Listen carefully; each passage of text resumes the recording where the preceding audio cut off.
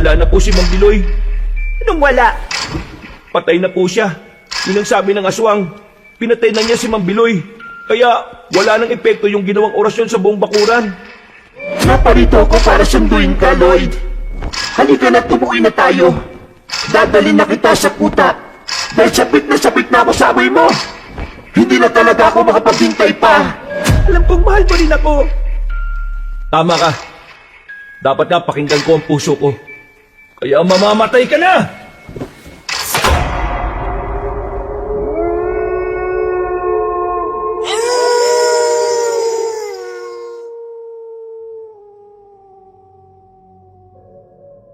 Pinagpalang araw sa inyo, kabanong, ganun din sa mga kabangers at sa ating mga kayanggaw. Itago niyo na lang ako sa pangalang Lloyd.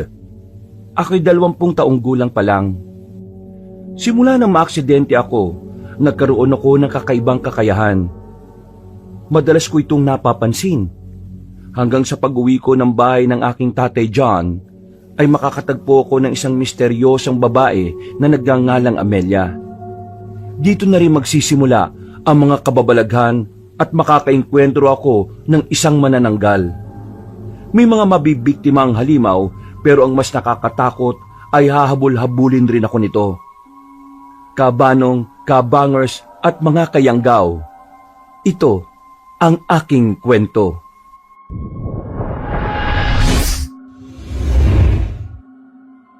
Bago nga pala magsimula ang ating kwento, sana'y mapindot nyo muna ang subscribe button at ang notification bell para lagi kayong nanonotify pag may bago tayong mga kwento.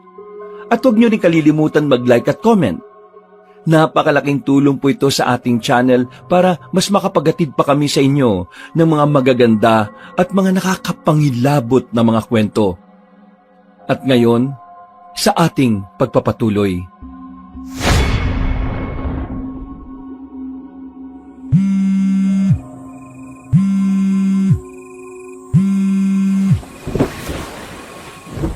O Tay, kumusta po? Bakit napatawag kayo? Aba, marunong na kayong gumamit ng cellphone, ha? Naturuan na ako ng mama Estra mo eh. Madali lang naman pala. Mainam po kung ganon. Teka, bakit na po kayo napatawag? Kukumustahin lang sana kita. Okay lang naman po ko, Tay. Nabalita ko sa tita Belen mo na nawalan ka raw ng trabaho ah. Napalis na raw kayo roon sa tindahan ni Aling Nena. Oo nga po, Tay. 1 linggo na po. Hinihintay na lang namin yung huling sahod namin. Tay, okay na rin po yun. Kesa lagi kaming pinagbibintangan nun ni Aling Nena. Ayaw niyang maniwala na yung kamag-anak niya yung nagnanako ng pera at ng mga paninda niya Hayaan mo na. Kapag nakuha mo yung sahod mo, pumunta ka na muna sa bahay. Pumayag naman na ang tita Belen mo eh. Wala naman pong problema kay tita. Ang tanong po, okay lang ba sa asawa mo na pupunta ako dyan? Abay, oo naman. Wala namang problema sa mama Estra mo. Siya nga nagsuggest na pumunta ka ron sa bahay eh. Kapag doon ka na lang din mag-apply. Ayaw mo naman kasing magpatuloy ng pag-aaral eh. Sige po, Tay. Kapag nakuha ko na yung sahod, tatawag po ako kapag pupunta na ako ron doon sa bahay nyo. Salamat po Pakisabi na rin kay Mama Estra. Makabahay nyo naman ka dyan. Bahay mo rin naman kasi yon. Ayaw mo lang tanggapin. O siya, sige. Mag-ingat ka dyan ha. Opo, kayo rin po, Tay. Pagka-drop call ay muli akong sumalampak sa kama, kabanong. Ayaw ko mang aminin sa sarili, masaya ko sa sinabing yun ni tatay. Sa totoo lang kasi, ay namimiss ko na rin na makabanding siya. Magmula kasi na mag-asawa siya ulit noong nakaraang 2 taon, nawalan na rin kami ng komunikasyon masyado dahil lumipat na sila sa ibang probinsya. 3 buwan lang din pagkalipat ay nagpunta naman sila sa ibang bansa. Nagstay na ako noon kay Tita Belen, kapatid ng namatay kong nanay Dina. Mas mahigpit ang tita ko kaya hindi ko rin magawa ang mga gusto ko. Kapag may pagkakamali ay palagi akong nasisermonan. Kaya namiss ko talaga ng husto ang tatay ko. Bilang ama at lalaki, nauunawaan niya kasi ang mga galawan ng isang katulad ko.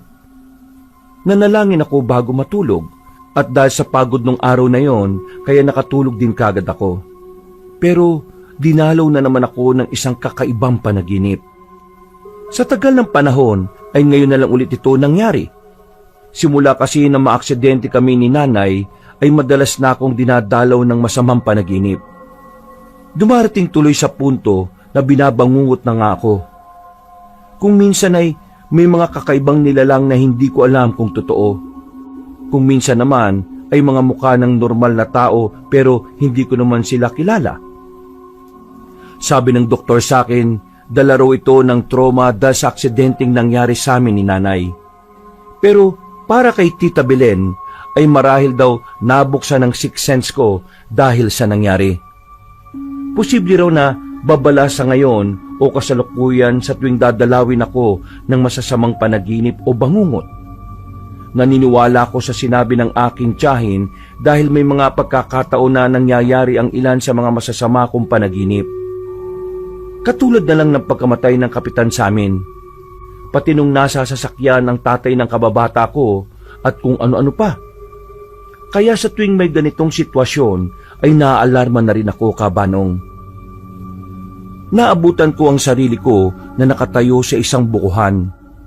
May nakita ko roon na imahe ng isang nilalang. Pero dahil sa madilim, kaya hindi ko naaninag kung sino. Nakatalikod din kasi sa akin. Humakbang ako papalapit para sana makilala pero bigla na lang may dumagundong. Napalinga-linga ako sa paligid dahil dito. Pero alam ko na kapag nakakarinig na ako ng dagundong ay sinyalis na to ng masamang panaginip o bangungot. Kaya imbis na humakbang palapit ay umatras ako. At doon ay nakita ko ang namumulang mga mata ng nasabing nilalang. Ang mahaba nitong buhok ay kumalat sa ere. Hindi ko man maaninag ang kabuuan ng muka pero nangilabot pa rin ako dahil sa nakakatakot niyang pag-aralgal na pag-ungol. Panaginip lang to! Panaginip lang to! Panaginip lang to! Hindi to panaginip lang! Biglang sumunggab sa akin ang kung anong nilalang dahilan para ako mapablikwas ng bangon. Pagdilat ng mga mata ko ay maliwanag na. Nakabukas kasi ang bintana ng kwarto ko kaya umabot sa akin ang sinag ng araw. Naririnig ko na rin sa labas si Tita Belen na nagwawalis habang nakikipagpalitan ng kwentuhan sa kaututang dila niya. Nagpasalamat muna ako sa Diyos at kinalimutan ko ang masamang panaginip. Sa buong isang linggo ay halos 2 o 3 beses ko yatang napapanaginipan ang tungkol sa nakakatakot na nilalang. Pero hindi ko na to sinabi kay Tita Belen dahil baka hindi na niya ako payagang magpunta pa kay tatay kung magkataon. Sumapit na nga ang araw. Nang makuha ko ang huling sahod sa tindahan ni Aling Nena, ay lumarga na ako. Nagbigay lang ako ng 2,000 sa aking tiyahin at ang natitirang pera ay tinabi ko para may panggastos. Halos 12 oras ang naging biyahe mula sa probinsya namin bago ko marating ang lugar kung saan nakatira si Tatay John at Mama Estra. Maliwalas ang lugar at malayong-malayo to sa lugar na tinitiran ko roon sa bahay ni Tita Belen. Dito kasi ay napakatahimik. Magkakalayo ang mga bahay. Samantalang doon sa amin ay halos dikit-dikit na rin kahit pa probinsya rin kami. Mukhang ayos sa lugar na to ah. Habang naglalakad-lakad ay pinagmamasdan ko rin ng iba pang mga magagara at naglalakihang bahay. Feeling ko tuloy ay nasa subdivision sila nakatira kahit hindi naman.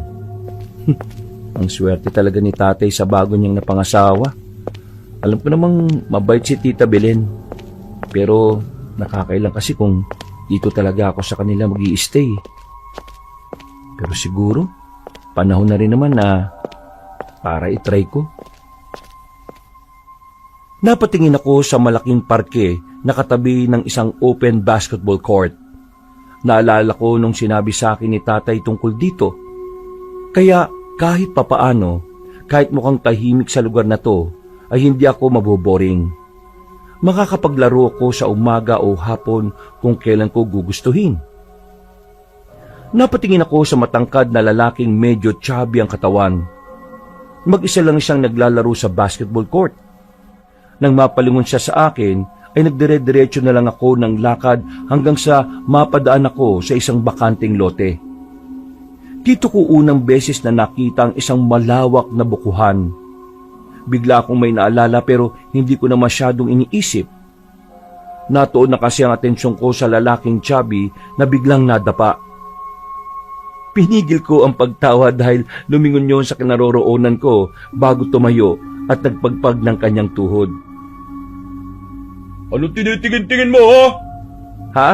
Oh, wala. Natigilan na ako dahil tumalikod na ang binatang chubby na parang kaedad ko lang din. Hindi ko na siya pinansin, kabanong, at napakibit na lang ako ng balikat. Pagkalaon ay napatingin ako ulit sa mahabang bukuhan. May-ari kaya ng bukuhan na ito? Parang ang gara naman kung bakante lang talaga siya. Pero sabi ni tatay, kapag nakita ko na rin itong bakanting lote na puro bukuhan na malapit sa playground at basketball court, magbilang lang daw ako ng 4 na bahay mula roon. Bakit kasi magkakalayo yung mga bahay dito eh? Akala ko pa naman mas sibilisadong lugar na to kaysa sa amin. Pero mas probinsyang-probinsya pa rin pala rito. Pero in fairness magagara ang mga bahay. Yung bahay kaya nila tatay, maganda't malaki rin kaya. Nagpatuloy na ako sa paglalakad hanggang sa madaanan ko ang bukuhan. Tumingin ako dito at iginala ang paningin hanggang sa may maaninag akong tao sa bandang gitna. Siningkitan ko ang aking mga mata para makita ng mas malinaw. Doon ko nakumpirma na isa yung dalagita. Mahaba ang buhok, tisay, hindi katangkaran, balingkinitang postura ng katawan at maganda. Ito ang unang beses na nakakita ko ng tila Diyosang nilalang. Ang ganda naman niya. Anong ginagawa niya ron? Sino kaya siya? Dahil sa nakatutok ang atensyon ko sa kanya, hindi ko na malayang may sasakyan na sa likuran ko. Napalingon na lang ako roon matapos madinig ang busina ng isang tricycle. Napagilid ako at pagkalampas nito sa akin ay muli kong nilingon ng babae. Pero katakatakang bigla na lang siyang nawala. Iginala ko na lang ulit ang tingin sa bukuhan hanggang sa mapakunot na lang ako ng noo. Parang nakita ko na tong lugar na to Hindi ko lang talaga maalala kung saan Hayaan mo na nga. Nagtuloy-tuloy na ako sa paglalakad at ibinaling ang sarili sa pagbibilang ng bahay simula sa bukuhan. Hanggang sa matuntun ko na nga ang bahay nila tatay. Napahinto ko sa tapat ng mataas na stainless gate at binasa ang residence tag na nakaukit sa column. Limpot Residence. Ito na nga yung bahay ni tatay. Hindi ko pa halos natapos ang binibigkas ko sapagkat eksakto rin na bumukas ang maliit na gate. Niluwan nitong isang matandang ginang na medyo payat at kulot-kulot ang buhok. Naalala kong sinabi ni tatay na meron nga silang katiwala rito. Magandang umaga po. Kayo po ba si Manang Homes? Ay, oo. Ako nga yon, iho. Ako po si Lloyd Limpot. Anak po ako ni Tatay John Limpot. Sabi niya po alam niyo na po daw na darating ako. Ay, ikaw na pala yan. Ang aga mo palang dumating. Hindi ako nasabihan nila Jan at Estra. Mabuti't naabutan mo ako. Mamamalengke pa naman sana ako ngayon para sa pananghalian natin mamaya. Ay, ganun po ba? Naku, pasensya na po kayo. Ay, nako, hindi mo naman kailangang magpasensya. Ako rin naman may kasalanan.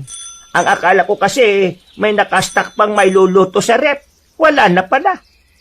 Oh, halika na muna sa loob, iho. Maligayang pagdating sa'yo rito. Matagal ka na raw pinapupunta rito ng tatay dyan at mama Estra mo ah. Bakit ngayon ka lang napunta rito? Ha? Ano po kasi, may trabaho po kasi ako doon sa amin. Ngayon po kasi wala na. Dito na lang po ako mag-a-apply kung sakali. Nako iho, hindi mo naman kailangan magtrabaho kung tutuusin. Nasa ibang bansa ang tatay mo. At kung ako sa iyo pag-isipan mong bumalik ka na lang ulit sa eskwela. Oo nga ho Pinag-iisipan ko nga rin po talaga ulit yan. Ay, naku, si tatay talaga Kinuwento pa sa iba yung tungkol sa akin. Awit sa'yo, tay. Pagpasok ng bahay, ay kagad akong pinaupo ni Manang Homes at ipinababa na rin ang dala kong malaking bag. Welcome ka dito anak ha. Maupo ka muna dyan at kukuha lang ako ng makakain pati maiinom mo saglit. Pasensya ka na at hindi ako nakapagluto ng almusal Ang akala ko kasi talaga mamaya ka pa darating. Naku, ayos lang po ako, Manang. Huwag na po muna kayong mag-abala sa akin. Nakapag-almusal naman po ako bago pumunta rito. Ay, ganun ba? Sigurado ka ha? Opo, promise po, cross my heart. O siya, sige. Ganito na lang. Ituturo ko sa iyo ang kwartong tutulugan mo. Tapos, magpahinga ka muna ron habang nasa palengke ako ha. Kung ayos lang sa iyo. Kung gusto mo naman, manonood ka lang dito sa sala habang naghihintay ka sa akin. Wala pong problema. Ay, salamat sa Diyos. Pasensya ka na talaga ha, pero huwag ka mag-alala dahil babawi ako sa lulutuin mamaya sa pananghalian at hapunan. Ano ba yung paborito mong ulam? Sinigang na hipon po at saka adobo sa gata. Yun po yung palagi niluluto sa akin ni nanay noon Paborito rin yan ng tatay mo At lagi ko rin niyang niluluto rito. Ay siya, sige. Yan ang lulutuin ko para sa tanghali at sa gabi. Sige po, salamat po. O siya, maiwan na muna kita rito ha. Bahay mo naman to kaya huwag kang mailang. Gawin mo kung anong gusto mong gawin. Ilalak ko lang yung pinto dahil may susi naman ako.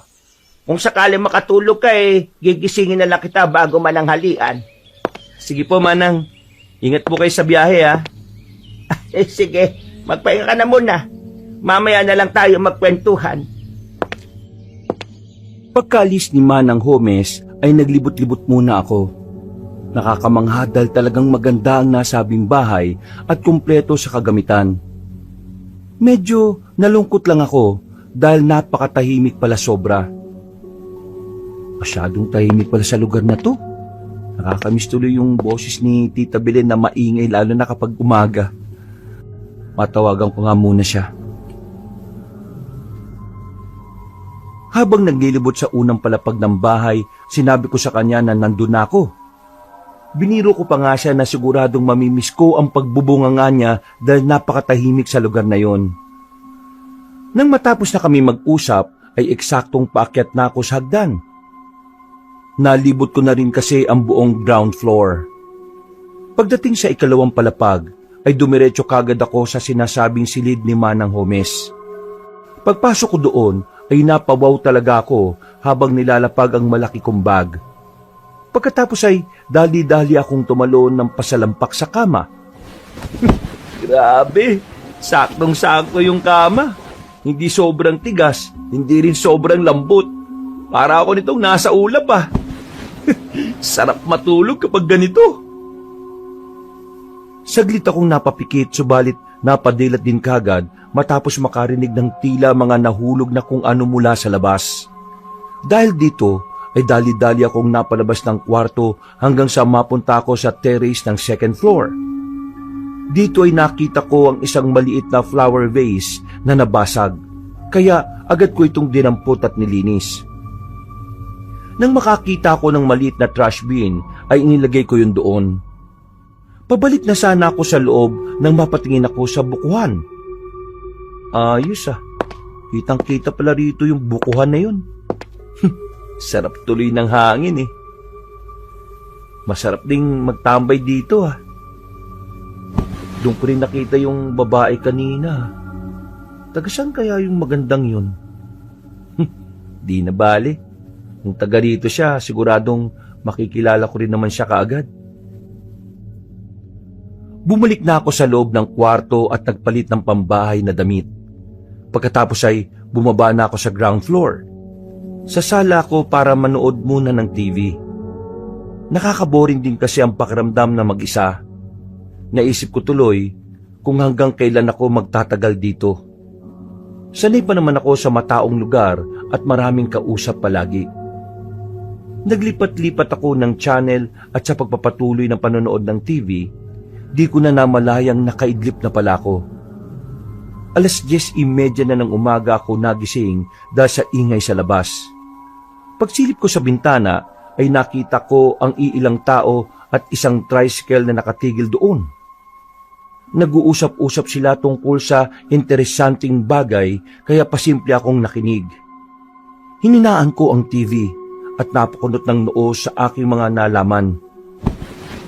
May nakita na naman daw patay? Na naman? Ikalawa na raw ito ngayon buwan? Ano yun? May mamamatay taong gumagala sa lugar na ito? Naku! Pag-alis ng mga taong yon, sakay ng tricycle ay nilakasan ko ulit ang TV. Pero nakarinig na naman ako ng ingay sa likod ng bahay. Tumayo ako mula sa pagkakahiga sa malambot na couch. Saka marahang naglakad at dumungaw sa bandang kusina.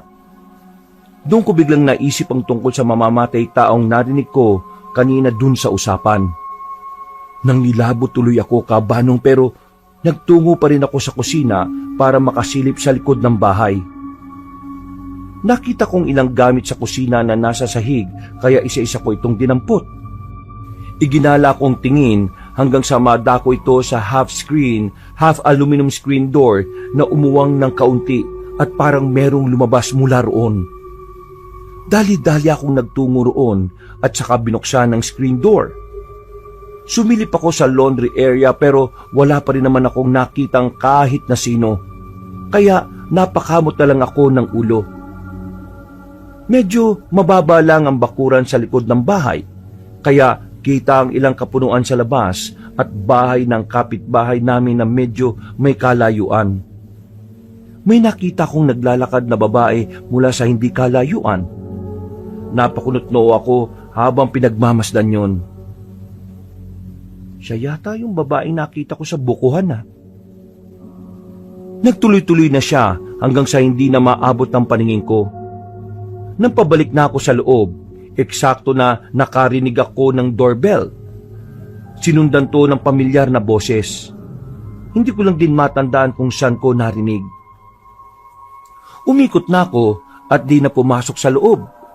Pagdating sa harap ng gate, mula sa ilalim ay naaninag ko ang anino at paa ng isang tao. Kaya binuksan ko kaagad ang maliit na gate. Tumambad sa paningin ko ang lalaking chubby kaninang nadapa. Tila nagkailangan kami dahil hindi rin niya inaasahan na ako ang bubungad sa kanya. Ikaw pala yan? Dito ka pala nakatira? Sorry kanina kung nasigawan kita. Ako, ayos lang yun. Ano pala yung bitbit mo, pre? Ito? Pinahatid ni Manang Homes. Magkausap pa sila ni Inay dun sa kanto Sige, salamat, pre. Ano nga palang pangalan mo? Ako nga pala si Lloyd. Cruz. Cruz ang pangalan ko. Bago lang ako dito Obvious naman Ngayon na kita nakita Ang pangit pa ng pagtatagpo natin. Oo nga Pero ayos lang yon. So, goods na tayo Oo naman. Naglalaro ka ba ng basketball? Minsan, laro tayo kung hindi ka busy. Oo, sige. Pero hindi ako magaling Ako rin naman Laro-laro lang naman. Shooting-shooting, pampapawis. Nadaan mo naman yung basketball court, di ba? Doon sa malapit doon sa bukuhan. Oo. Tuwing anong oras ba kayo naglalaro doon? Minsan, umagang-umaga, mga alas 6 o alas 7. Minsan naman hapon. Mas marami kapag hapon. Mamaya, pwede kang pumunta. Sige. Subukan ko mamaya. O paano? Alis na ako Baka hinihintay na lang din ako ni Inay Sige Lloyd. Sige, Cruz. Salamat ulit ha. Pag-alis ni Cruz, isinara ko kagad at ikinandado ang maliit na gate. Saka nagtungo sa kusina para ilagay sa center table ang bitbit na eco bag. Napasilip ako sa bintana sa labas at nakita ko na naman ang misteryosang babae na naglalakad naman pabalik kung saan siya galing kanina. Napapakunot ako ng noo habang pinagmamasdan yun. Bakit naman parang palakad-lakad yung babaeng yun? Nang mawala na siya sa paningin ko, ay bumalik na ako sa sala para manood ulit. Makalipas ang ilan pang minuto ay narinig ko nang bumukas ulit ang gate. Kasunod nito ay pumasok na si Manang Homes. Pagpasok ay ngumiti kagad to sa akin. Pinatay ko naman ng TV at sinundan siya sa kusina. Ah, tapos ka na bang manood? Bakit pinatay mo na kagad yung TV? Baka po kailangan nyo ng tulong ko eh. Ay nako, kayang-kaya ko na ito, iho. Hindi rin po kasi ako sanay ng walang ginagawa eh. Kaya kahit ano na lang pong pwede kong itulong. Ganun ba? Kung marunong kang magbalat ng patatas, o sige, ikaw na ang bahalang magbalat niyan. Mag-aadobo tayo ngayon ha. Adobo sa gata, tapos mamayang gabi na yung sinigang na hipon. Ay, sige po. Habang inuugasan ko ang patatas, ay nililinis naman ni Manang ang manok. Nagbukas rin siya na mapag-uusapan namin para hindi rin naman kami maboring habang nagluluto. Butit nakilala mo na si Cruz. Mabait na bata yun. Kaibiganin mo para hindi ka maboring dito. Wala pang kahit na anong bisyo at puro sports lang ang alam nun. Oo nga ho eh. Nagkaya nga po maglaro ng basketball. Susubukan ko po mamayang hapon. Ay mainam para hindi ka ma-stuck dito sa bahay. Ako nga umay na rito. Mabuti na lang din at naisipan mo nang tumira dito. Kahit papano may makakausap na ako. Kapag pwede mo siyang i-invite dito sa atin para maingayan naman ng konti itong bahay. Sige po. Siya nga po pala, Manang. Ano yan? Kanina po kasi, habang nanonood ako, may tricycle na huminto dyan banda sa harapan natin. Tapos, may mga tao rin. Narinig ko po silang nag-uusap-usap eh. Ang sabi nila, may natagpuan na naman daw patay malapit dun sa bukid. May bukid pa po palang malapit dito sa atin. Tapos, ang sabi, pangalawang beses na raw po yun ngayong buwan na ito. Ay, doon yung bukid sa kabilang dulo. Kapag dinare-diretso mo pa yung daan dyan pakaliwa. Tungkol dun sa sinasabi nilang namatay na 2 beses na ngayong buwan, ayong narinig mo, Lloyd. Medyo nakakaalarma na nga eh. Kaya nagtagal din ako sa pakikipag-usap kay Donna, yung nanay ni Cruz. Kasi konsehala yun dito sa atin. Pagmimitingan raw nila yung tungkol doon para mailapit sa munisipyo at makahingi ng tulong sa mga pulis. Ganun po pala. Ano po yung mga nakitang patay? Sabi, mga binata raw. Parang mga kaedad nyo ni Cruz. Pero ang sabi, mga drug addict daw yung mga yon, kaya sinadyang patayin. Kaso, sabi ng mga nakakita sa bangkay kakaiba raw yung pagkamatay Hindi naman sila piniringan o tinali o ginilitan ng leeg.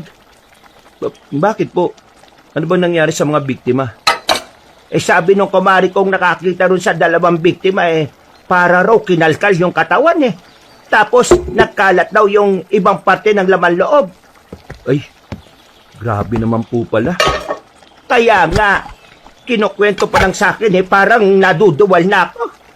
Biru-biruan nga ng mga taga dito baka mabangis na hayop o kaya aswang ang gumawa nun sa mga biktima. Ano ho? Aswang? Meron pa po bang aswang sa panahon ngayon? Ayo naman. Kahit medyo makabago na ang panahon ngayon nasa probinsya pa rin naman tayo. Pero kahit sinasabi kong may aswang, duda pa rin naman ako na aswang ang gumawa nun sa mga biktima. Malamang talaga yan mga masasamang loob yun na pinatumban na. Hay, ikaw mag-ingat-ingat lang din na. Kung lalabas ka huwag ka nang masyado magpapagabi ha. Ay, opo. Salamat po sa paalala, Manang. O, ito po. Tapos na po ako magbalat at maghiwa ng patatas. Ay siya, magpahinga ka na lang muna o manood. Tatawagin na lang kita kapag manananghalian na. Pagkatango ay umihi muna ako sa CR bago bumalik sa sala para libangin ang sarili sa panonood. Makalipas ang ilang pang oras, nang matapos na sa pagluluto si Manang Homes, ay narinig kong nag-ring ang cellphone niya. Pagkatapos noon ay nagpaalam siya sa akin saglit dahil may pupuntahan lang sa kapitbahay. Sinabihan niya rin ako na kung gusto kong kumain ay pwede na akong mauna. Pero sinabi kong hihintayin ko na lang siya dahil hindi pa naman ako nagugutom. Masarap din kasi ang may kasabay. Pagkaalis ni Manang Homes ay nagpatuloy ako sa panonood. At habang hinihintay siyang bumalik ay meron akong nahagip sa gilid ng mga mata mula sa labas ng bahay. Parang may dumaan sa tapat ng bahay. Napansin ko kasing may anino sa ilalim ng gate. Napatingin ako sa banda roon. Pero hindi na rin ako nakatiis. Kaya lumabas ako ng bahay para makasiguro ay binuksan ko ang maliit na gate. Nagulat ako nang tumambad sa aking paningin ang misteryosang babaeng kanina na nakita ko roon sa bukana at sa likod ng bahay. Napakunot ako ng noo pero hindi ko pinahalata. Tumingin lang ako sa kanya habang naglalakad-lakad. Hanggang sa mapatingin siya sa akin at biglang ngumiti. Hi! Hello. Pasensya na pero kayo na pa kita nakikita na palakad-lakad eh. Saan ka pa pupunta? May nahanap lang kasi akong halamang gamot. Sabi kasi ng lola ko, dito lang daw yun makikita eh. Ganun pala. Bago ka lang dito, no? Oo, kadarating ko lang kanina. Sabi ko na nga ba eh. Ngayon ko lang kasi kita naamoy. Humahalimuya ka. Ha? Anong sinasabi mo? Wala yun. Kalimutan mo na lang. Ako nga pala si Amelia. Medyo matagal na rin ako sa lugar na to. Pero wala akong masyadong kakilala. Sa katunayan, ikaw lang talaga ang una kong nakausap dito. Talaga? Parang binobola mo lang naman ako eh. Totoo yung sinasabi ko. Ano nga pala pangalan mo? Lloyd. Nice meeting you, Amelia. Ano nga ulit yung hinahanap mo? Ang ibig kong sabihin ano nga lamang gamot yun na sinasabi ng lola mo? Tawa-tawa. Alam ko yung halaman na yun Doon sa amin, kadalasan, nasa gilid sila ng mga mamasamasang lugar o pader. Hindi kaya, kanal pa nga eh. Talaga? Pwede mo ba akong samahan? Nakakita na naman ako noon pero medyo nalilito lang ako sa itsura. Oo naman. Tara. Sinamahan ko na nga muna siyang maghanap-hanap sa gitna ng tirik na araw, Kabanong. Nagkwentuhan na rin kami ng ilang mga bagay pero hindi niya naman nabanggit kung saan siya banda nakatira. Hindi ko na rin muna masyadong inusisa dahil baka mapaghalataan akong interesado sa kanya. Maganda kasi talaga si Amelia sa paningin ko, Kabanong. At palagay ko nga, crush ko na siya. Hindi lang pala crush, kundi parang na-love at first sight na yata ako sa kanya. Marami pa kami mga napag-usapan.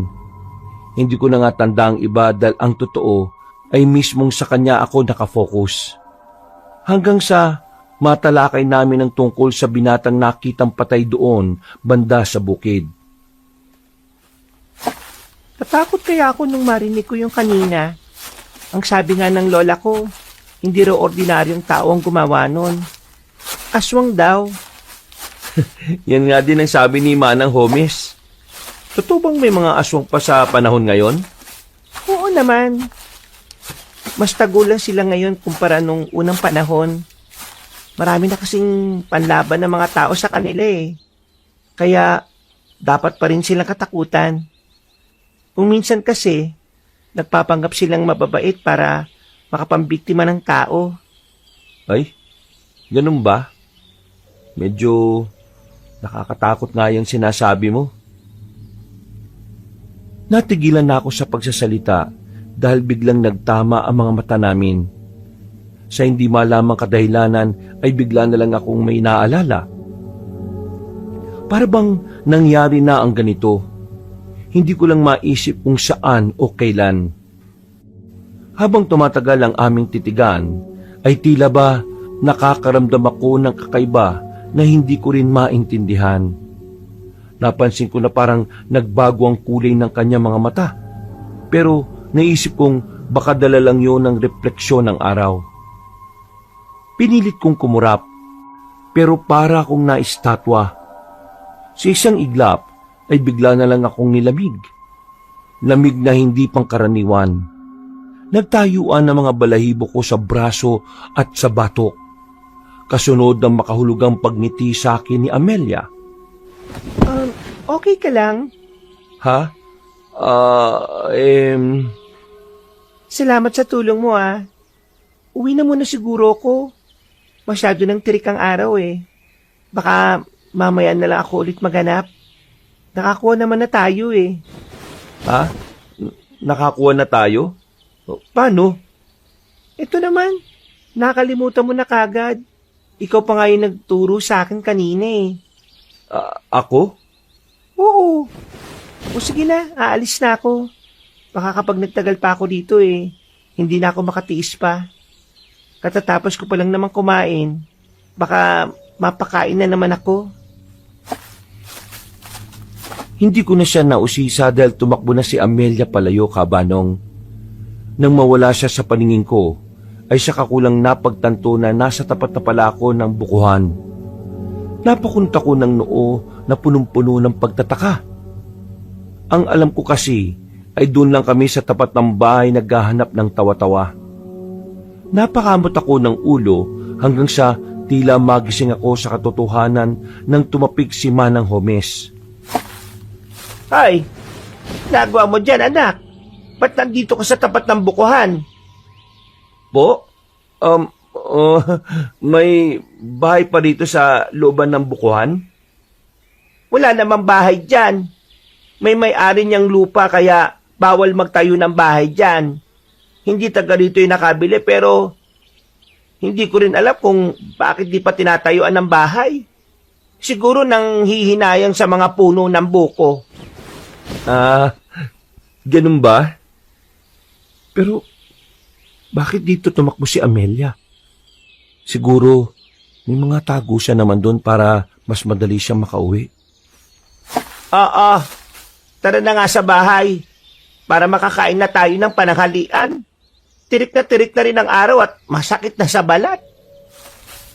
Sumunod na nga ako kay Manang Homes, kabanong. Pero napatingin pa rin ako sa bukuhan na punong-puno ng pagtataka.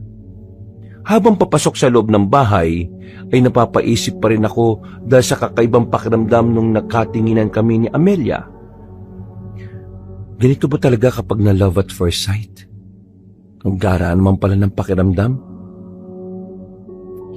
Hindi ko na masyadong pinagtuunan nyo ng pansin dahil narinig kong nag-aasikaso na si Manang sa kusina. Tumulong na lang ako at sabay na nga kaming nananghalian. Nang matapos na, nagpaalam siyang magpapahinga muna na tinanguan ko na lang. Nagpunta na rin muna ako sa silid ko at natulog. Medyo inaantok din kasi ako pagkatapos ng masarap na pananghalian. Sa hindi inaasahang pagkakataon ay nanaginip na naman ako patungkol sa lugar na to. Pagkadilat ng mga mata ko ay doon ko na nga naalala ang tungkol kay Amelia. Yung bukuhan na yun, dito pala yun sa lugar ng tatay ko. Pero si Amelia, imposible naman na siya yun yung parang demonyo na nakikita ko.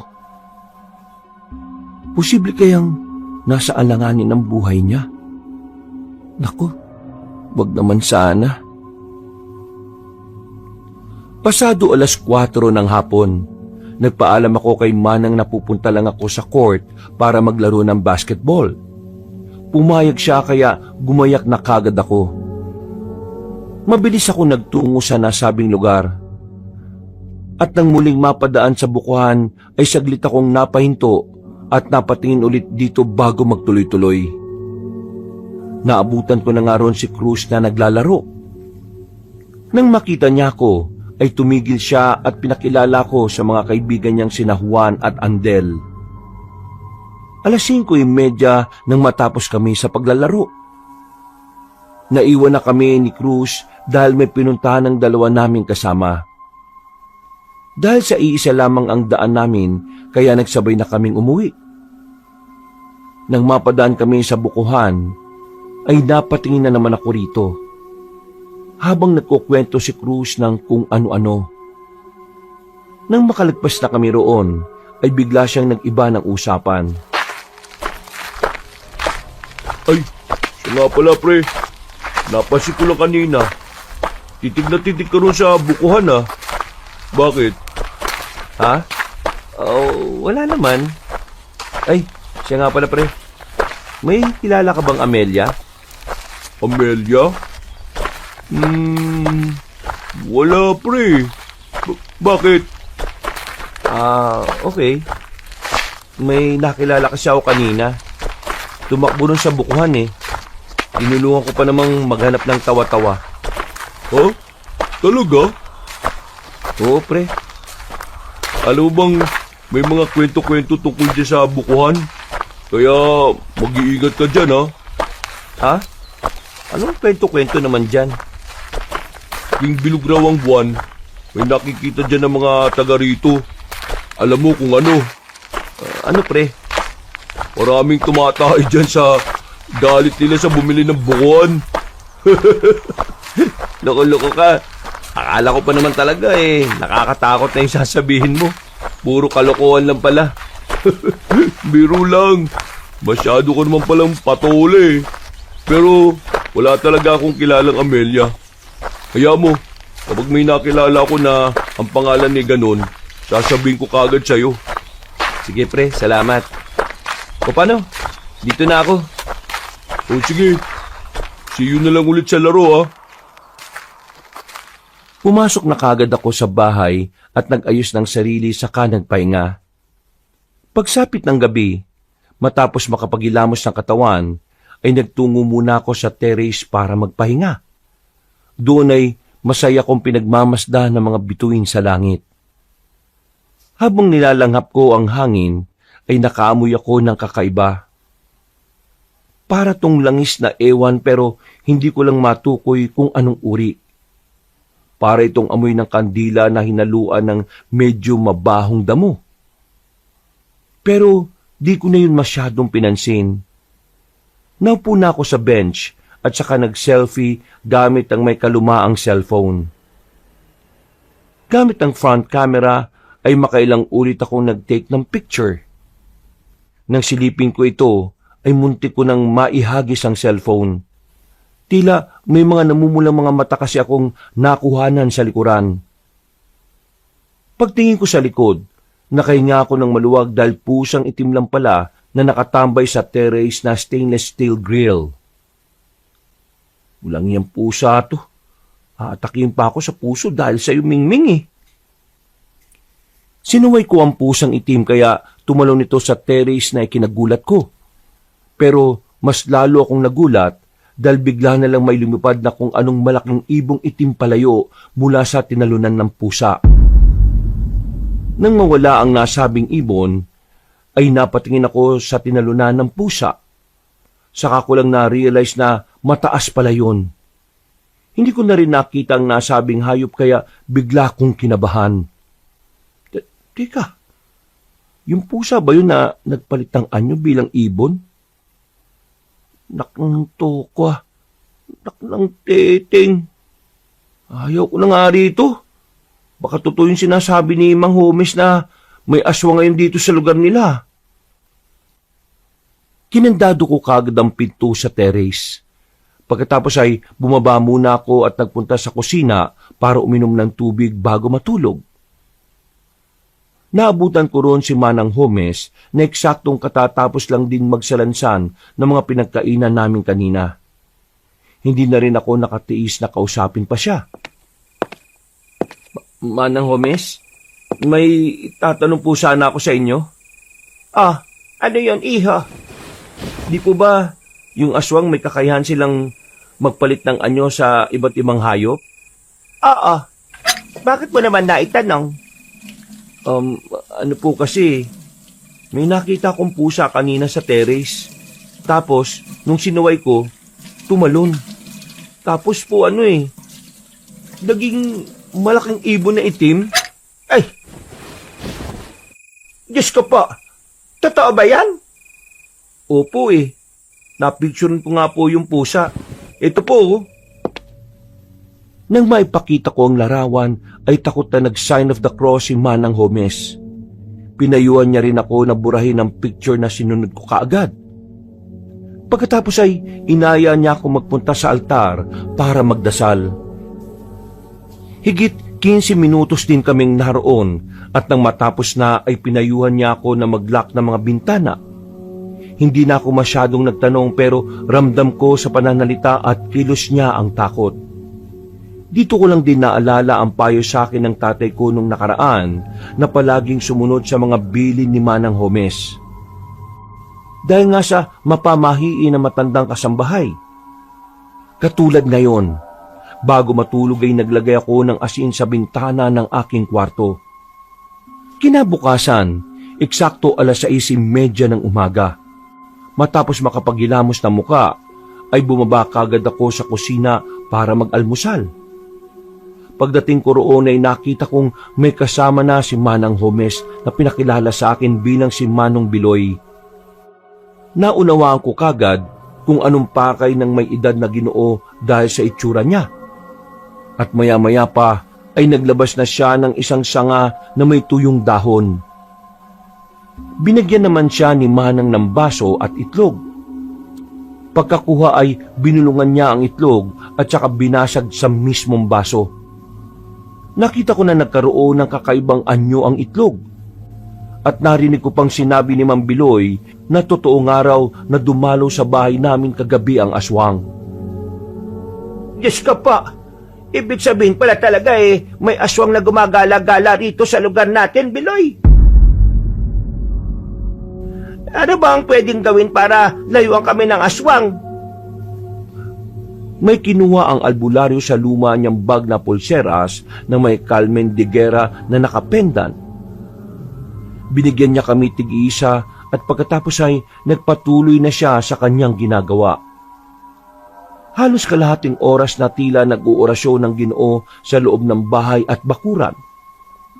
Pagkatapos ay pinamerienda siya ni Manang Homes at binigyan ng kaunting pera bago umalis. Kampante na ako ngayon na hindi na tayo dadalawi ng aswang. Ganun po ba yun? Importante na pinadadasalan natin ang orasyon ng mga bahay para maitaboy ang mga masasamang elemento. Kasama na ron yung aswang at iba pa. Di po ba labag sa simbahan ng mga ganon? Mas okay pa rin po ang dasal at pananalig sa Diyos? Ayo naman, tama ka sa sinabi mo. Pero wala rin namang masama kung maniniwala tayo sa mga katulad ni Biloy. Ay, siya nga pala. Palagi mong isusuot yung pulang pulseras na may Carmen de Guerra, ha? Narinig mo naman ang sinabi niya kanina. Kaya dumalaw dito yung aswang dahil sa nakakita siya ng bagong salta. Sa madaling salita, ikaw talaga yung pakay nun, kaya nag-anyong pusa kagabi tapos naging ibon, katulad ng sinabi mo. Parang nagkataon lang naman po Wag mong baliwalain ang pamahiin, Lloyd. Mas mabuti na ang sigurado tayo. Ibiniling ka pa naman ng tatay mo sa akin, kaya pakiusap lang na sundin mo ang mga sinasabi ko. Para rin naman yan si kabubuti mo. Concern lang ako. Opo, Manang. Salamat po sa concern ninyo. Pagkatapos namin mag-almusal, ay bumalik na rin si Manang sa mga gawaing bahay. Ako naman, dahil walang magawa, kaya nagpaalam sa kanya na lalabas muna. Maaga pa naman kaya naisip kong magpunta sa park, playground at basketball court. Habang naglalakad ay napatingin ako ulit sa bukuhan. Eksakto naman biglang umihip ang hangin kaya mahinang nag-uyugan ng mga matatayog na dahon ng puno. Wala sa sariling napatingala ako at walang ano-ano ay meron na namang napansin na parang nakabigting tao. Pero bigla na rin namang nawala pagkurap ko. Ay nako, ang aga-aga namang namamalikmata ako. Natigilan na ako nang muling humangin at hindi ko rin alam kung bakit. Pero biglang sumagi sa akin ang panaginip ko nitong mga nakalipas. Naalala ko tuloy bigla si Amelia Cabanong at nag-alala ko para sa kanya. Kumusta na kaya siya? Hindi pa kami nakikita ngayon Sana lang talaga walang mangyaring masama sa kanya. Sana hindi magkatotoo yung masama kong panaginip. Nagmadali na ako sa paglalakad hanggang marating ang parke. Doon ay nakita ko sina Cruz, Juan at Andel na nag-aayos ng kani-kanilang mga sarili. May dala silang bola pero di ko alam kung tapos na silang maglaro o magsisimula pa lang. Nawala tuloy agad sa isip ko ang nakakakilabot na nangyari kanina sa tapat ng bukuhan. Mga pre, tapos na kayo maglaro? Uy, nandiyan ka pala. Magsisimula pa lang kami. May mga nagzuzumba kasi kanina rito Kaalis-alis lang din. Sakto. Tara, laro ka dito. Dalawahan tayo. O sige, maglalaro ako. Nagpapawis na nga kami at mabilis na lumipas ang oras. Masaya ang naging laban dahil halos tabla lang. Nagpahinga muna kami at napagkwentuhan ulit ang tungkol sa nakitang patay dun sa bukid. Sina Juan at Andel ay naniniwala rin na hindi pangkaraniwan ang gumawa nun, pero ako ay saktuhan lang. Kahit probinsyano kasi, ay hindi naman talaga ako naniniwala sa mga ganung bagay. Kaya madalas din ako noon na nakakaalitan ni Tita Belen, lalo na pagdating sa pagsunod sa mga pamahiin. May nakwento pa sila na ngayon nga raw ay parang may kakaiba sa aming lugar. Sabi nga raw ng pari sa simbahan ay parang nagsisimulang pagharian ng kadiliman ng baryo, pero ayaw ko yung paniwalaan. Lumipas ang ilan pang araw, muli na naman ako na naginip pero sa pagkakataong ito ay mas malinaw na. Dahil tuloy dito ay mas lalo kong nag-alala para kay Amelia. Ilang araw ko na rin siyang hindi nakikita at wala naman akong ibang mapagtanong ang ibang tao. Katulad ni Cruz, hindi rin kilala ni Juan at Andel ang babaeng tinutukoy ko. Sa tagal nila sa lugar na yon, wala silang naririnig na nagngangalang Amelia. Biyernes ng gabi, bilog na bilog ang buwan at tila malinsangan ng paligid. May aircon naman sa kwarto ko pero hindi pa rin ako nakatiis at mas pinili ko pa rin buksan ang bintana. Nasanay kasi talaga ako sa sariwang hangin. Ganun kasi ang ginagawa ko sa bahay ni Tita Belen kapag ayaw kong mag-electric fan. Eksakto 12:00 ng hating gabi, hindi pa rin ako makatulog. At habang nag-i-scroll sa social media sa cellphone, ay nakarinig ako ng mahihinang ingay mula sa labas ng kwarto. Tumigil ako sa ginagawa at kagad bumangon sa kama. Marahan kong binuksan ang pinto ng kwarto at sumilip sa hagdan na nasa kaliwang banda malapit sa pinto ng terrace. Doon kasi nang galing ang ingay. Sumilip ako sa labas mula sa salamin ng pinto hanggang sa makita ko na naman ang pusang itim. Sigurado ako na ito ang pusang sinasabing aswang ni Mang Biloy. Napatras ako nang makita na tila nag-iba ang kulay ng mga mata niya. Mula sa pagiging kulay dilaw ay naging pula ito. Pero hindi ako nagpatinag. Hindi naman kasi ako natatakot sa kanya sa totoo lang. Akala ko ba hindi na mapapasok o madadalo ng aswang tong bahay namin, sabi ni Mang Biloy. Bakit nandyan na naman tong pusang to? Uy, umayos ka nga dito! Kitang-kita ko kung paanong miti sa akin ang pusa na parang tao. Pagkatapos ito ay umalingasaw na naman ang kakaibang amoy ng langis. Ganitong-ganito rin ang naamoy ko nung nakaraang gabi. Kaya dito ko na siguro na sa hayop na yun nanggagaling. Siya pala yung naaamoy ko na yun. Ibig sabihin, totoo talaga na may aswang sa lugar na to. Hoy! Aswang ka! Umalis ka nga rito! Naglakad siya hanggang sa hindi na naabot ng paningin ko. Dahil dito ay bumalik ako sa kwarto para doon siya silipin. Pero pagpasok ko ay sumalubong sa akin ng may kalakasang hangin. Pagtingin ko sa bintana ay tinatangay na rin ng kurtina ng hangin. Pagkalaon ay muling umalingasaw ang kakaibang amoy ng langis. Hanggang sa maya-maya pa ay nakarinig na ako ng pumapagaspas na pakpak sa labas. Hindi pa man ako nakakalapit ay lumantad na ang nakakakilabot na nilalang. Gulong-gulo ang mahabang buhok nito na parang bruha.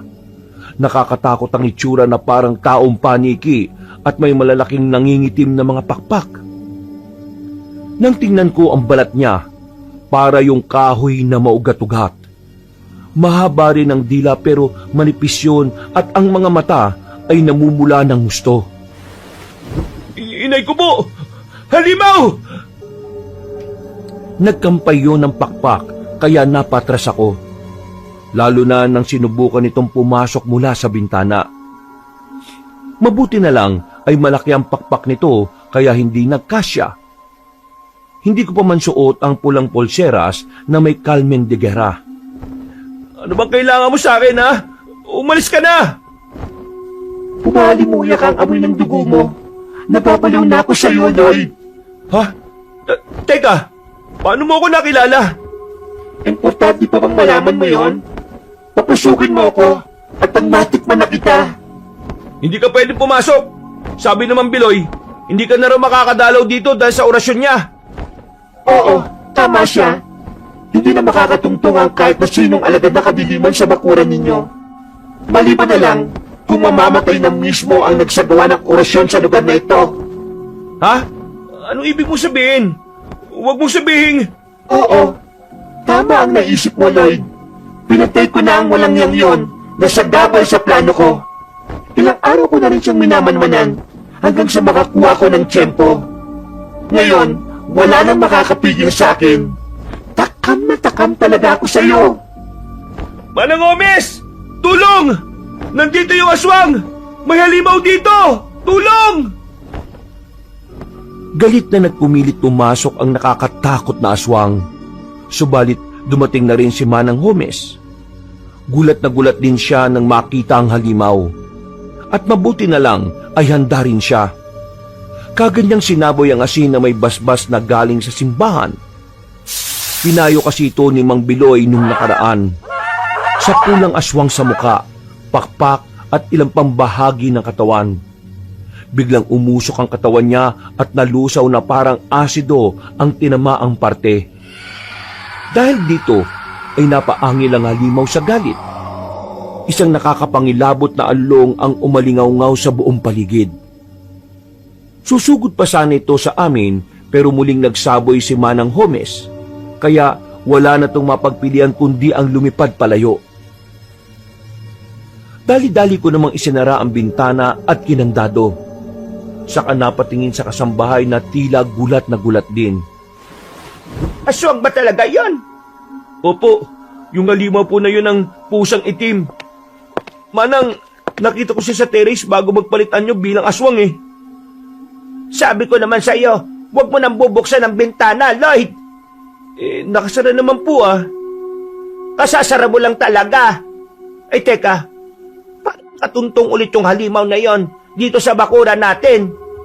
Nag-orasyon na dito si Biloy ah. Wala na po si Mang Biloy. Anong wala? Patay na po siya. Yun ang sabi ng aswang. Pinatay na niya si Mang Biloy. Kaya wala nang epekto yung ginawang orasyon sa buong bakuran. Matapos kong ipaliwanag ang nangyari, ay merong kagad tinawagan si Manang Homes. Ito'y para kumpirmahin kung totoo ang aking sinasabi. Habang nakikipag-usap siya sa kabilang linya, tinawagan ko rin muna si tatay para ipaalam ang nangyari. Gulat na gulat sila ni Mama Estra at hindi makapaniwala sa ikinuwento namin ni Manang. Ramdam ko ang matinding pag-aalala ng tatay ko sa akin. Pero sinabi ko lang sa kanya na ayos lang ako at kaya ko ang sarili ko. Alam kong sa ganoong paraan, kahit papaano ay mababawasan ang pag-aalala nila sa ibang bansa. Sinabi ko rin kay Tita Belen ang tungkol dito. Pareho rin sila ng naging reaksyon ni tatay. Pinauwi pa nga ako roon pero ayaw ko namang iwan si Manang. Baka kasi siya pa ang balikan ng aswang at patayin. Siguradong hindi ko mapapatawad ang sarili ko kapag nangyari yon. Kinabukasan ay kumalat nga kagad sa baryo ang nangyari kay Mang Biloy. Totoo nga na namatay siya sa karumal-dumal na paraan. At sigurado kami na ang aswang na umatake sa bahay ay ang gumawa nito sa kanya. Lumaganap din kagad sa baryo na sinugod kami ng aswang, kaya marami tuloy ang mga osyosero at osyosera na panay punta sa bahay. Nakikipag-usap sila lagi kay Manang Homes para lang makakuha ng mapagchichismisan. Ilang araw pa ang lumipas. Makailang beses nang naganap si Manang Homes ng albularyo pero walang nagtangka na orasyonan ang bahay namin. Natatakot kasi sila na baka sapitin din nila ang sinapit ni Mang Biloy. Mabuti na lang din at hindi pa rin nagpapakita ang aswang pagkatapos ng gabing yun. Kaya kahit papaano ay kampante pa rin kami sa bahay. Sa tansya kasi namin ay napuruan ng aswang matapos siyang masapul ng asin na may bendisyon galing simbahan sa muka, pakpak at iba pang bahagi ng katawan. Madalas din kasing nag-i-sleep over sa amin ngayon sina Cruz, Juan at Andel. Pinatatauhan din talaga ang bahay para maiwasang maulit ang nangyari. Balak na rin pabindisyonan ulit ang buong lupa, pero wala pa sa ngayon ang pari, kaya naghihintay-hintay pa kami. Sumapit na naman ang isang linggo, Biyernes ng gabi at magkakasama kami sa kwarto ni na Cruz, Juan at Andel. Nakasara ang bintana at meron asing nakabindisyon sa gilid. Kampante kaming lahat sa pag-aakalang hindi mapapasok ng aswang ang silid. Tulog na tulog ang mga kasama ko nang makarinig ako ng ingay. Ayaw ko sanang lumabas ng kwarto pero nag-aalala ako kay Manang Homes. Bumaba ako sa ground floor dahil doon ko narinig ang ingay. Ang akala ko nga ay si Manang lang yon, pero hindi pa rin naaalis sa isip ko ang pangamba. Dahil din dito, ay lagi ko na rin tuloy suot-suot ang pulang pulseras na may pendant na Carmen de Guerra. Para rin makasigurong may panlaban, dinala ko ang baseball bat. Habang palapit ako ng palapit sa kusina, ay mas lalong lumalakas ang ingay. Kaya mas lalo rin akong kinakabahan. Pero syempre, tinatapangan ko pa rin kahit ang totoo ay nakakatakot. Manang Homes, ikaw po ba yan? Habang nasa sala, nagpalinga-linga muna ako sa paligid bago marahang naglakad papunta sa pintuan ng kusina. Pagdating doon ay saglit akong tumigil at sumandal. Bigla na lang kasing tumahimik ang paligid. Kinutuban ako na baka natunugan na ako ng kung sino mang nilalang na naroroon. Habang nagpipigil ng sarili, may pitong hinawakan ng magkabilang kamay ang lumang bat. Nagbabaka sakali na lang din ako na sana ay panaginip lang ito ng gabing yon. Ako, Lloyd, ano ba itong ginagawa mo?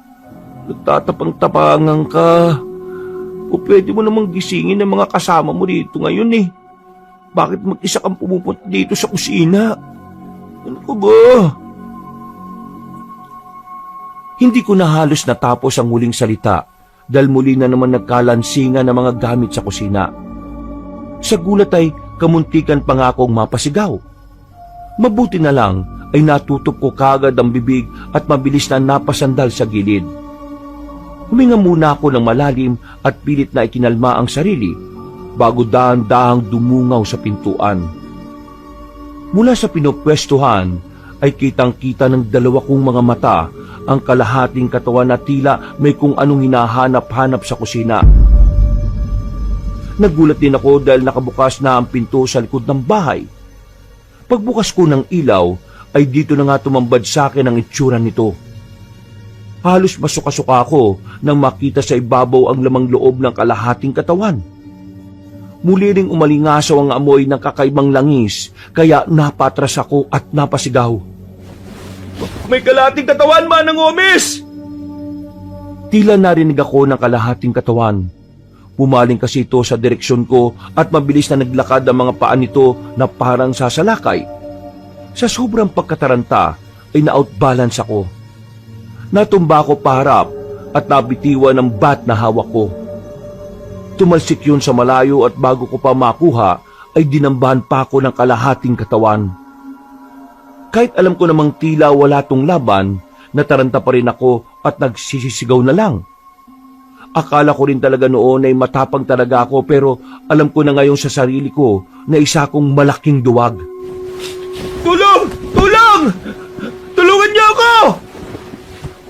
Halos lumawit na ang lalamunan ko sa kakasigaw. Hanggang sa marinig ko na sila Cruz, Juan at Andel na nagtatakbuhan pababa. Nang makita nila ang kalahating katawan na nakadagan sa akin, hindi nila alam kung matatawa ba sila o matatakot sa itsura ko. Pero mabuti na lang ay dali-daling dinampot ni Cruz ang bat at hinampas ang kalahating katawan. Tumalsik yun pabalik sa kusina. Napatingin naman ako doon dahil biglang nawala ang kalahating katawan. Oh, saan nagpunta yun? Hindi ko alam, pre. Sige na, tumayo ka na dyan. Patayo pa nga lang ako nang marinig nga namin ang mabigat na yabag ng paa mula sa kusina.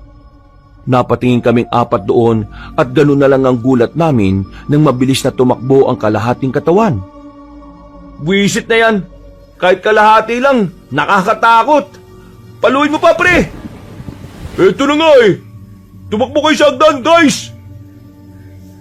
Pagtungtong namin ni Juan at Andel sa ikatlong baitang ng hagdan, ay saka muling pinalo ni Cruz ang pasugod na kalahating katawan.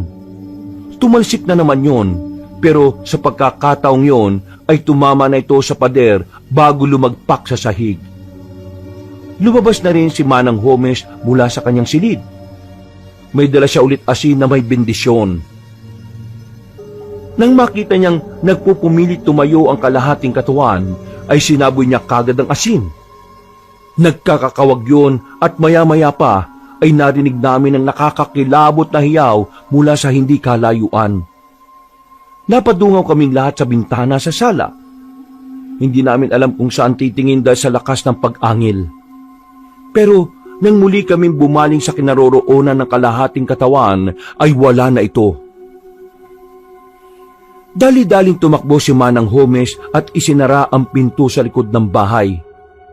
Bumalik siya sa amin pagkalaon na tila hingal na hingal at takot na takot. Sigurado po kami kanina, Manang. Kinandado namin yon. Ako po mismo nagkandado.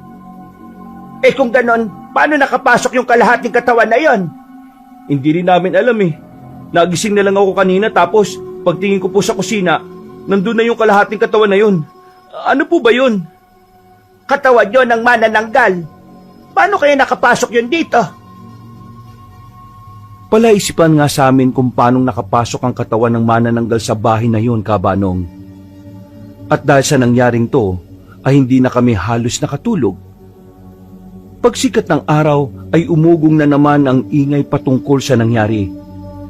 Dahil dito ay natakot na ang mga tao sa baryo.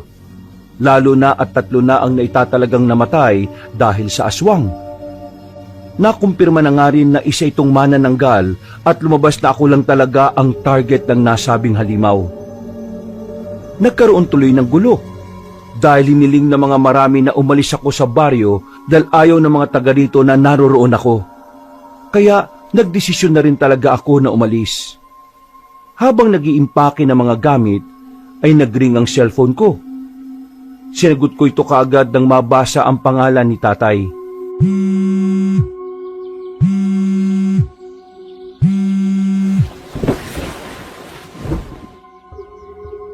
Tay, magandang araw po rito at magandang gabi dyan. Bakit po kayo napatawag? Bumabati ka ng magandang umaga at gabi pero ang lamihan ng boses mo. Medyo malungkot lang po dahil sa akin nakakagulo yung mga taga rito sa inyo. Pagpasensya mo na mga taga dyan, anak. Intindi mo na lang dahil natatakot sila sa nangyayari. Pero kung nandyan lang kami ng Mama Estera mo, hindi ka namin hahayaang ipagtabuyan ng mga taga dyan. Nakakainis lang din sa parte ko eh. Bilang tatay mo, wala man lang ako magawa. Wag niyo na pong pakaisipin yun, tay. Ang mahalaga po okay naman ako. At saka po, para na rin to sa ikabubuti ng lahat. Ang gwapo mo kasi anak eh. Kaya pati manananggal nahabol-habol ka.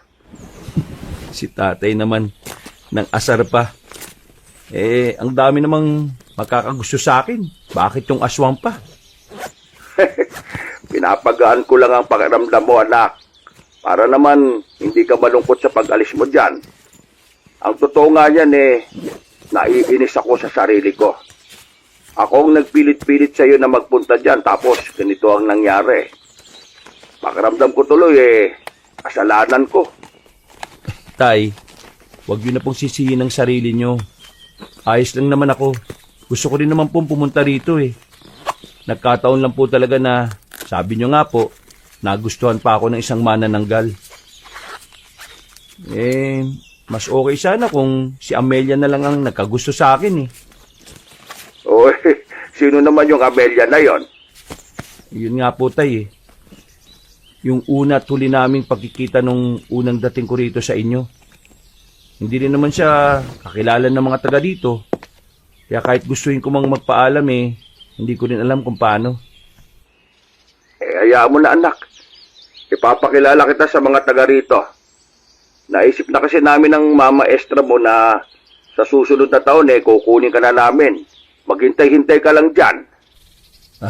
Sige po, tay. Oy, basta, mag-iingat ka dyan ha. Balitaan mo ako kapag nakauwi ka na sa Tita Belen mo. Opo, tay. Kayo rin po. Mag-ingat po kayo. Salamat po at pakikumusta na lang po ako kay Mama Estra ha. Pagkatapos namin mag-usap ni tatay ay medyo gumaan ulit ang pakiramdam ko, kabanong. Ganito talaga ang nangyayari sa tuwing nakakausap ko siya kahit sa maiksing oras lang. Grabe rin kasi talaga ang pagka-miss ko sa tatay ko. Kung pwede nga lang na araw-araw o gabi-gabi kaming magkausap, baka lagi ko siyang tatawagan. Maya-maya pa, pagkatapos kong mag-ayos ng mga gamit, narinig ko na sa labas ang tunog ng sasakyang inarkilan ni Manang Homes para magatid sa akin. Paglabas ng gate, ay nagulat ako dahil nandun din sina Cruz, Juan, Andel at pare-pareho silang may dalang mga gamit. Oh, sa kayo pupunta? Saan pa? Hindi sasama sa'yo. Ha? Seryoso? Oo nga. Hindi to prank, tangik. Di ba, Manang Homes?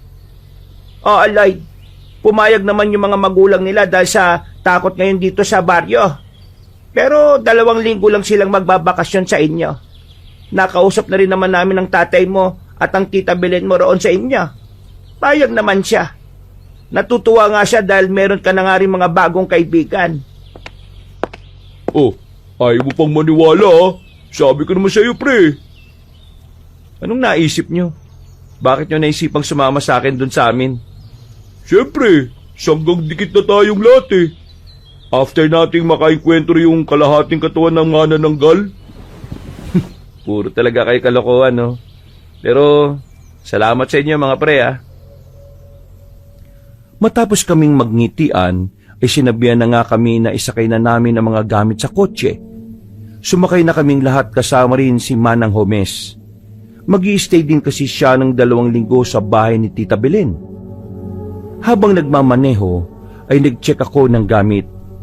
Pagkarating sa tapat ng basketball court, ay saka ko lang naalalang nakalimutan ko ang cellphone ko.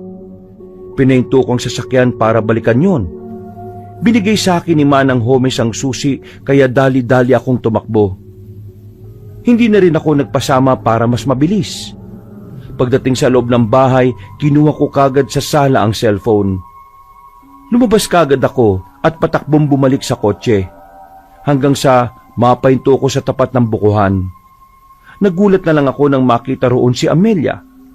Nanlaki ang mga mata ko habang natitigilan.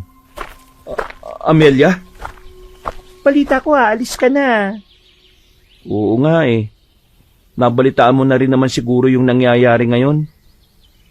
Hindi ka ba mapipigilan? Ngayon lang kasi ako hindi naging abala eh. Sayang, kung kailan na may oras na ako. Okay na kasi ngayon ang lola eh. Salamat ulit sa pagtulog mo sa paghahanap ng tawa-tawa ha. Walang anuman. Alam mo, wala talaga akong choice eh. Kung sa akin lang, ayaw ko rin talagang umalis. Pero, yun ang gusto ng mga tao dito eh. Dahil iniisip nilang ako lang ang target ng aswang. Ayaw ko na rin ng gulo eh. Ang bait mo naman pala. Lalo ko natatakam na matikman ng sariwa mong dugo at karne.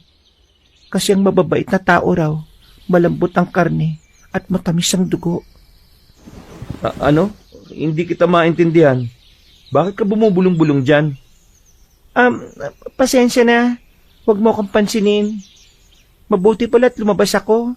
Dahil kung hindi, baka umalis ka ng hindi ko namamalayan. Oo nga eh. Mabuti na lang at nagpakita ka. At least, makakapagpaalam ako sa iyo na maayos. Nung nakaraan pa nga kita hinahanap eh. Talaga? Oo nga. Pinagtanong-tanong na nga kita dun kina Cruz eh, Juan at Andel. Pero ang sabi nila, wala naman daw silang kakilalang Amelia. Alam mo, nahihiwagaan tuloy ako sa iyo.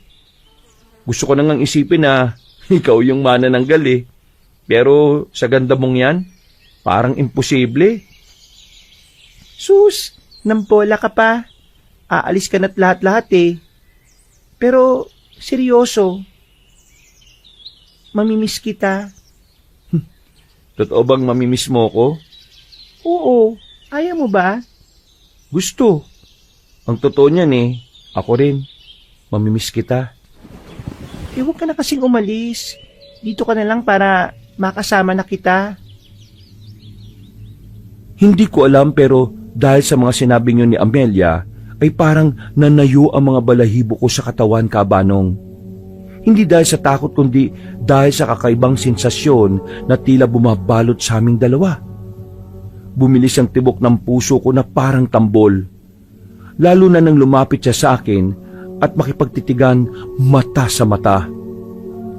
Para akong nahipnotismo sa taglay niyang kagandahan at namalayan ko na lang na naghahalikan na kaming dalawa. Parang may kakaibang kuryenteng gumagapang sa buo kong katawan at nagsimula akong makaramdam ng kakaibang init. Pero nabitin ako nang bigla siyang tumigil saka lumayo ng kaunti at ngumiti sa akin. Huwag ka mag-alala. Magkikita pa naman tayo eh. Ha? Magkikita pa naman tayo? Oo. Paano naman? Pupuntahan mo ako? Basta, mag-iingat ka. Mamimiss kita, Lloyd. Lalo na yung amoy mong nakaka-addict. Grabe ka naman sa nakaka-addict na amoy. Tumakbo na si Amelia palayo, kaya di ko na naituloy ang gusto kong sabihin. Hahabulin ko pa sana siya pero nakita ko na rin si Cruz na tumatakbong papalapit sa akin. Uy, pre! Nandiyan ka lang pala. Nag-alala na kami sa iyo eh. Baka dinambahan ka na naman nung kalahating katawan ng manananggal. Loko-loko. Naalala ko tuloy yung sinabi ni Juan nung nakaraan. Kung siya raw yung dinaganan nung kalahating katawan na yun, baka raw napagsamantalahan niya yun. Sira ulo kayo. Tara na nga, pre. Talagang tara na. Ikaw na lang talaga hinihintay eh. Tumakbo na kami pareho papuntang sasakyan. Sa pagkalaon ay nagbiyahe na kami pabalik sa bahay ni Tita Belen. Matapos ang ilang araw naming pagbabalik sa bahay ni Tita Belen, Masasabi kong naging payapa rin ang lahat. Walang kahit na anong kakaibang pangyayari. Walang maalingasaw na amoy ng kakaibang langis. At higit sa lahat, ay wala akong nakakatindig balahibong pakiramdam na parang may nakamasid sa akin mula sa dilim. Si Manang Homes, ang tila nagsilbing bagong kasambahay ni Tita. Ang dahilan kung bakit parang nabuhay ulit ang bahay namin. Natutuwa ko dahil nakikita ko silang pareho na masigla, masipag at higit sa lahat ay may kakaibang talent sa pagluluto. Sabi nga ni Tita Belen sa akin, parang nabuhay daw ulit ang mga niluluto ng nanay ko. At sa totoo lang, totoo nga. Yung tinola niya, may linamnam na parang may halong lihim na sangkap. Yung tipong kapag nalasahan mo, gusto mo na lang na tumira sa kusina. Si Tita nga na halos araw-araw ngumingiti habang kumakain, bihirang-bihira yun mula nang mamatay si Mama. Kaya pinagpapasalamat ko rin na sumama sa akin si Manang Homes. Kami naman ni na Cruz, Juan at Andel, ewan ko kung anong tamad na nilalang ang sumapi sa amin dahil simula na makauwi kami, ang routine lang namin ay kumain, matulog at maglaro sa basketball court. Wala na rin kasi kaming ginagawa sa bahay dahil sinalo na lahat ni Manang Homes. Kaya mas madalas pa kaming nakatambay sa tapat ng basketball court kaysa sa bahay. Malaki ang pinagbago ko pagkatapos ng engkwentrong yon. Pero sa tulong ng mga bagong kaibigan ay nakalimot kagad ako sa takot. Yun nga lang, may pagkakataon na hindi ko din alam sa sarili ko dahil lagi kong naaalala si Amelia.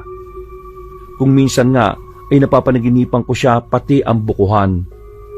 Hindi pa rin nawawala sa isip ko ang pag-aalala na baka siya naman ang mapahamak sa mapaminsalang manananggal.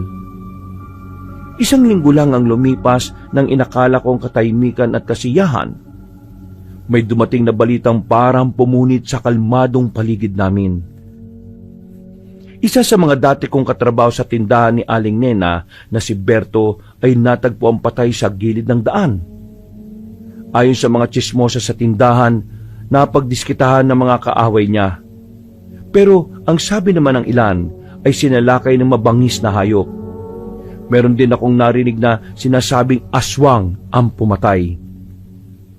Nang mabalitaan namin to, ay ramdam ko ang pag-aalala ng bawat isa para sa akin. Pero ako ay nagsawalang bahala lang at hindi na inisip pa ang tungkol dito.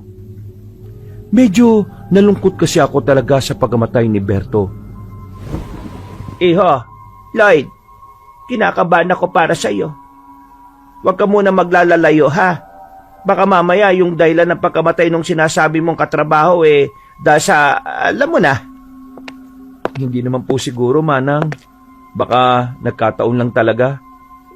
Marami po kasing kaaway ang si Kuya Berto Kaya malamang napagdiskitahan yun at binaboy na lang din yung katawan niya bilang ganti. Basta, mag-iingat ka pa rin. Mahirap na. Opo, salamat po sa paalala, Manang. Pagkatapos naming mag-usap, ay pinayuhan din ako ni Tita Belen. Nakinig naman ako sa mga sinabi niya dahil may punto. Baka rin kasi nag-aalala si tatay sa ibang bansa at makaapekto pa to sa pagtatrabaho niya roon. Dahil sa mga pangyayaring yon, ay mas naging aktibo ko sa panalangin. Isang gabi ay muli akong nanaginip ng patungkol sa bukuhan. Nagtaka lang ako dahil wala na ako roon. Pero bakit napapanaginipan ko pa rin? Hindi ko na lang din pinansin yon dahil wala namang masyadong nangyayari. Tuloy ang buhay naming magkakaibigan. Katulad pa rin ng nakaraan, kain, maglalaro sa court at matutulog. Hayahay talaga kami. Sabado ng kinagabihan, pilit kong binubura sa isipan ang narinig ko na namang balita patungkol sa bagong kaso na naman ng pagkamatay. Katulad din halos na nangyari kay Berto, pero sa kabilang baryo na. At para mawala ang kaba, ay niyaya ko na lang sila Cruz, Juan at Andel na manood kami ng dance contest sa kabilang barangay. Sigurado ka ba, pre? Oo, pumayag naman si Tita Belen At saka, nagpaalam na rin ako kay Manang Homes. Kaya, tara na. Pampawala ng boring. Malay natin, merong sumayaw doon na magandang chicks. E di, magpakilala na tayo. Uy, parang gusto ko yan ah. Kapag talaga mga babae, hindi ka nagpapahuli, no? Siyempre, basta yabab, G ako dyan pre. Putik, naging pabaliktad na yung salita mo, ah. Nagtawanan na lang sila Juan at Andel. Pagkatapos ay naglakad na kami papunta sa pinagdarausan ng dance contest. Malapit lang naman, mga 3 kilometro siguro mula sa amin. Sa probinsya, hindi yan kalayuan, kaya hindi na rin namin pinalampas. Pagdating namin doon, ang ingay ng lugar. Mararamdaman mo talagang fiesta dahil sa daming nagtitinda sa labas. Pagdating naman sa court, ay siksikan ng lahat para lang makapanood na maayos. Tumagal kami doon hanggang alas 10 ng gabi. Halos manalo pa nga si Cruz sa pustahan kung sino ang pinakastig sumayaw at kung sino ang mananalo. Pero di na namin tinapos. Tumawag na kasi si Tita Bilen at nagsabi na umuwi na raw kami. Habang tinatahak namin ang madilim na daan, nagtatawanan pa kami nung una. Pinag-uusapan kasi namin yung mga kengkoy na sumayaw na parang nagtitrip lang. Dahil ako lang ang may dalang cellphone, kaya madali itong nalobat. Nag-decide na lang kami na patayin muna saglit ang flashlight nito. Maliwanag na rin naman kasi ang buwan. Maya-maya pa, sa gitna ng pag-uusap namin ay biglang may umalulong na aso mula sa hindi kalayuan. Dahil dito ay napahinto kami at biglang nanahimik. Napatingin kami sa kinaroroonan ng alulong bago magkatinginan sa isa't isa. Parang nilamon ang katahimikan ng paligid. Natanging tunog lang ng mga kuliglig at huni ng palaka ang naririnig namin. Hanggang sa biglang umihip ng malamya ang hangin. Napatingala ako dahil parang nakarinig ako ng kung anong lumilipad sa taas namin. Maya-maya pa, umalingasaw ang isang pamilyar na amoy. Napakunot ako ng noo dahil dito. Pero kalaunan ay nanlaki ang mga mata ko nang maalala ang nasabing amoy. Naamoy niyo ba yan mga pre? Oo, naamoy mo rin Lloyd. Anong amoy ba yun? Parang langis na ewan. At tatandaan ko yung amoy na yan, mga pre.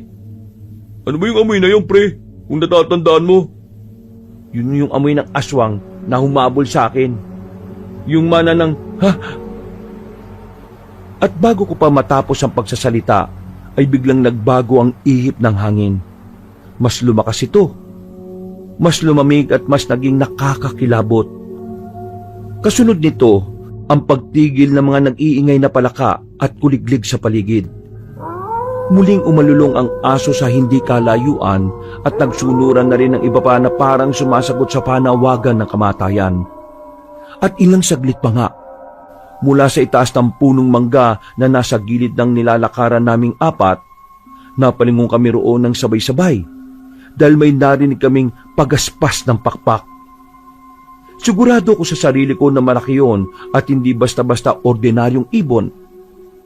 Meron na akong ideya sa utak pero ayaw ko munang pangunahan ng takot ko. Binuksan ko ulit ang flashlight ng cellphone ko. Saka itinutok doon ng liwanag. Sabay-sabay ulit kaming napatingin doon hanggang sa makita na nga namin ang nakakatakot na manananggal. Hindi ako po pwedeng magkamali. Ang nilalang na yon ay ang nakaengkwentro ko sa bahay mismo ng tatay ko. Ngumiti yun sa amin habang nananatiling nanlilisik ang mga mata. Mas nilakasan pa nito ang pagaspas ng mga pakpak. Kaya mas lalo kaming nilamig sa takot. Mga pre, may aswang! Yan yung aswang na nakaengkwentro ko doon sa lugar ninyo. Takbo na, pre! Hindi pa man kami nakakatakbo, ay nauna nang lumipad ang manananggal. Nandiri ako nang makitang tila nakasabit ang bituka ng halimaw sa hangin, na parang mga pusod na may sariling buhay. Ang mukha niya ay mas pumangit kesa nung una at ang ngiti niya ay Diyos ko, parang sinabuyan ng dugo. Napatili si Andel at si Juan naman ay tumakbo ng parang walang kasama. Hindi ko tuloy alam ang mararamdaman ko habang pinagmamasdan sila kung paano mataranta. Imbis na matatakot ako ng husto, hindi ko rin alam kung bakit para akong natatawa na ewan. Hinabol namin sila ni Cruz at sinabayan. Pero ang manananggal ay patuloy na lumipad papunta sa amin. Dahil dito ay mas lalo lang kaming nagmadali sa pagtakbo. Lloyd! Ang lapit na sa atin ng aswang! Bilisan niyo mga pre! Huwag kayong titigil ha! Kung ayaw niyo madagit ng aswang! Dahil sa pagkataranta, ay tila nagkanya-kanya kami. Pero hindi ko rin hinayaan na magkahiwa-hiwalay kaming apat. Sinundan ko si Juan at nang mahawakan ko siya ay hinata ko kaagad. Mabuti na lang talaga ay nahila ko siya dahil kung hindi ay tiyak na siya ang uunahin ng manananggal. Pagtingala namin ay nawala nga yun. Pero narinig pa rin namin ang pagaspas ng mga pakpak mula sa hindi kalayuan.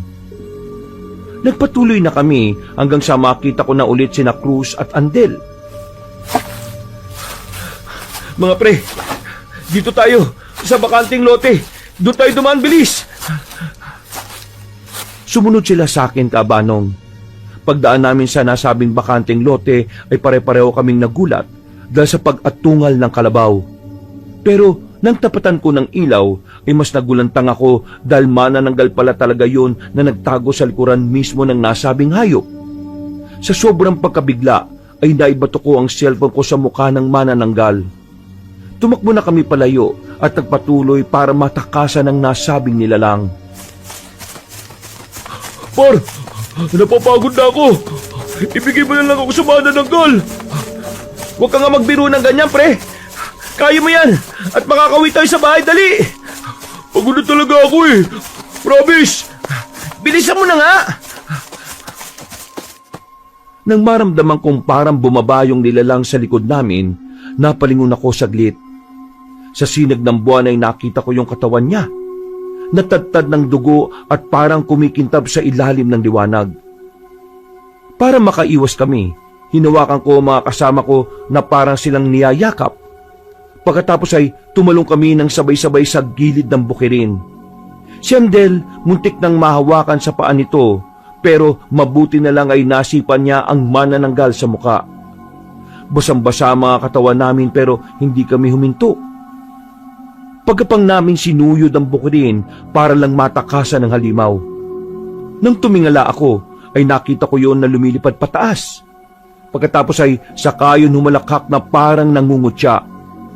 At sa unang pagkakataon ay narinig ko ulit na nagsalita ito. Namiss ko ang ganitong klase ng abulan, Lloyd. Sabi ko naman sa iyo eh, makikita tayong muli, di ba? Napaisip ako sa sinabi ng manananggal, hanggang sa maalala ko si Amelia. Nanlaki ang mga mata ko nang mapagtanto ang mga bagay-bagay. Pero sa kabilang banda, ayaw kong tanggapin na totoo ang mga naiisip kong yun. Hindi ikaw yan! Humalakak ulit ang aswang at saka dumapo siya sa kabilang bahagi ng bakod ng bukirin gamit ang lamang loob ng kalahati niyang katawan. Halos 3 metro na lang ang layo niya sa amin. Winagwag niya ang mga pakpak niya na parang payong na itim. Pagkatapos ay saka siya nagkampay-kampay na parang aliw na aliw. Naparito ako para sunduin ka, Lloyd. Halika na't umuwi na tayo. Dadalhin na kita sa kuta. Dahil sabit na ako sa amoy mo.